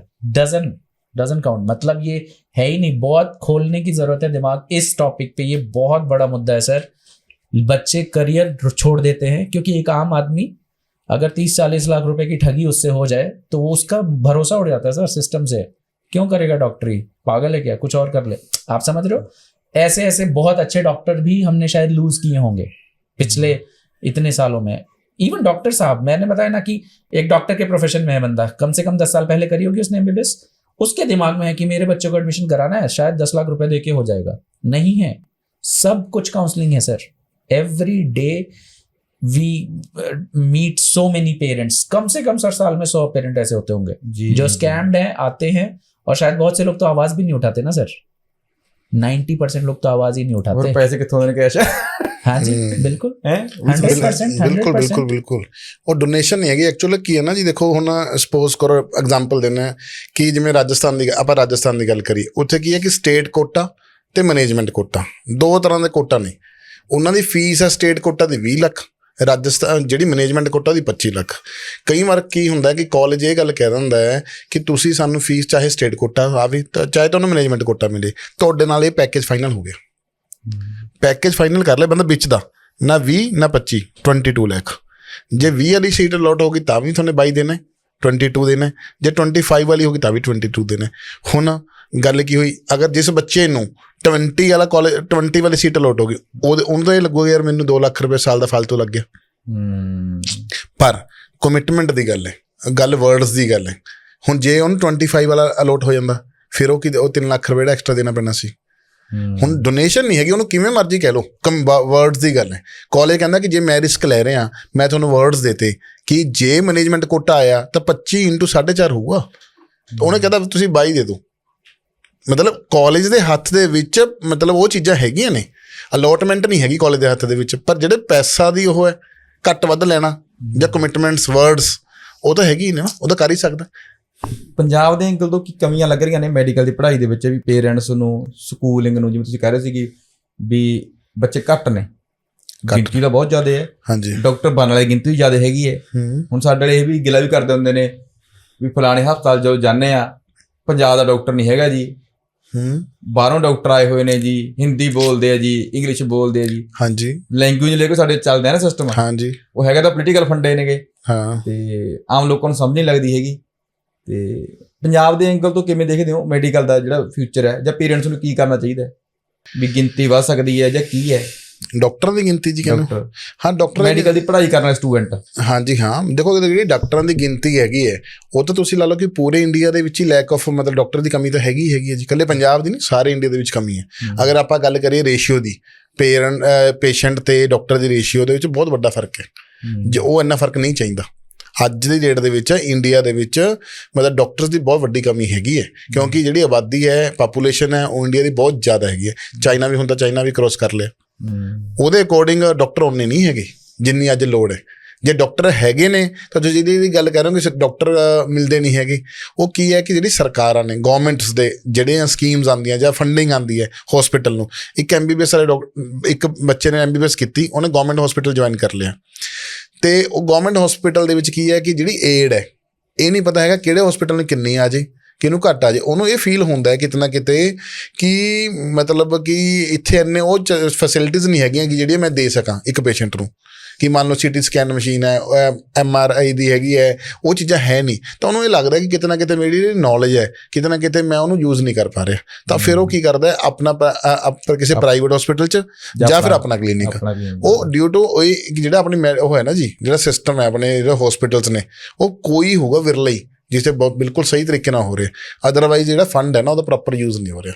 ਇਹਦਾ ਪੋਜ਼ਿਟਿਵ ਪੁਆਇੰਟ ਹੈ ਨਾ, ਡਾਕਟਰ ਇਹ ਸੋਚਦਾ, ਨਹੀਂ ਤਾਂ ਨੈਗੇਟਿਵ ਹੀ ਸੋਚਿਆ ਜਾਂਦਾ ਵੀ ਪੈਸੇ ਕਮਾਉਣ ਦਾ ਬੜਾ ਸਰਕਾਰੀ ਜੌਬ ਛੱਡਦਾ ਹੈ, ਨੇੜੇ ਗਾਹਕ ਕਸਟਮਰ ਖੜੇ ਕਰਕੇ ਮਰੀਜ਼ ਖੜੇ ਕਰਕੇ ਆਪਦਾ ਹਸਪੀਟਲ ਖੋਲ ਲੈਂਦਾ ਹੈ। ਡਾਕਟਰ ਬਾਰੇ ਬਣੀ ਹੋਈ ਹੈ ਨਾ, ਹਾਂ ਉਹ ਵੀ ਹੈਗੇ ਨੇ ਪਰ ਬਹੁਤ ਘੱਟ ਹੈ। ਪਰ ਜ਼ਿਆਦਾਤਰ ਜਿਹੜੇ ਦੇਖੋ ਉਹੀ ਗੱਲ ਹੈ ਨਾ, ਜਿਹੇ ਤੁਸੀਂ ਜਿਹੜੇ ਸਾਡੇ ਸਟੂਡੈਂਟ ਨੇ ਜਾਂ ਜਿਹੜੇ ਮਿਲਣ ਵਾਲੇ ਬੰਦੇ ਨੇ ਉਹ ਤਾਂ ਤਕਰੀਬਨ ਇਹੀ ਗੱਲ ਦੱਸਦੇ ਨੇ ਕਿ ਇਹ ਪ੍ਰੋਬਲਮ ਆਉਂਦੀ ਹੈ ਕਿ ਸਾਨੂੰ ਆਪਣੀ ਜਿਹੜੀ ਇੰਟੈਲੀਜੈਂਸ ਸੀ ਉਹਨੂੰ ਅਸੀਂ ਇੰਝ ਫੀਲ ਹੁੰਦਾ ਕਿਤੇ ਨਾ ਕਿਤੇ ਕਿ ਅਸੀਂ ਉਹਨੂੰ ਕਰ ਨਹੀਂ ਰਹੇ, ਕਿ ਸਾਡੇ ਕੋਲ ਉਹ ਚੀਜ਼ ਇਕਵਿਪਮੈਂਟ ਹੈ ਹੀ ਨਹੀਂ, ਸਮਾਨ ਹੀ ਨਹੀਂ ਹੈਗਾ ਪ੍ਰੋਪਰ, ਕਿ ਜਿਹੜਾ ਵੀ ਸਾਨੂੰ ਚਾਹੀਦਾ ਹੈ। ਕੋਨੀਆਂ ਮੈਡੀਸਨਸ ਨਹੀਂ ਹੈਗੀਆਂ ਜਿਹੜੀਆਂ ਅਸੀਂ ਦੇ ਸਕੀਏ ਇੱਕ ਪੇਸ਼ੈਂਟ ਨੂੰ। ਆਖਰੀ ਸਵਾਲ ਹੈ ਸਰ, ਕਾਉਂਸਲਿੰਗ +2 ਮੈਡੀਕਲ ਜਦੋਂ ਸਟੂਡੈਂਟ ਕਰਦਾ ਉਦੋਂ ਹੀ ਲੈਣੀ ਚਾਹੀਦੀ ਹੈ ਜਾਂ 9th 10th ਤੋਂ ਬਾਅਦ ਹੀ ਸ਼ੁਰੂ ਹੁੰਦਾ ਹੈ ਸਫ਼ਰ?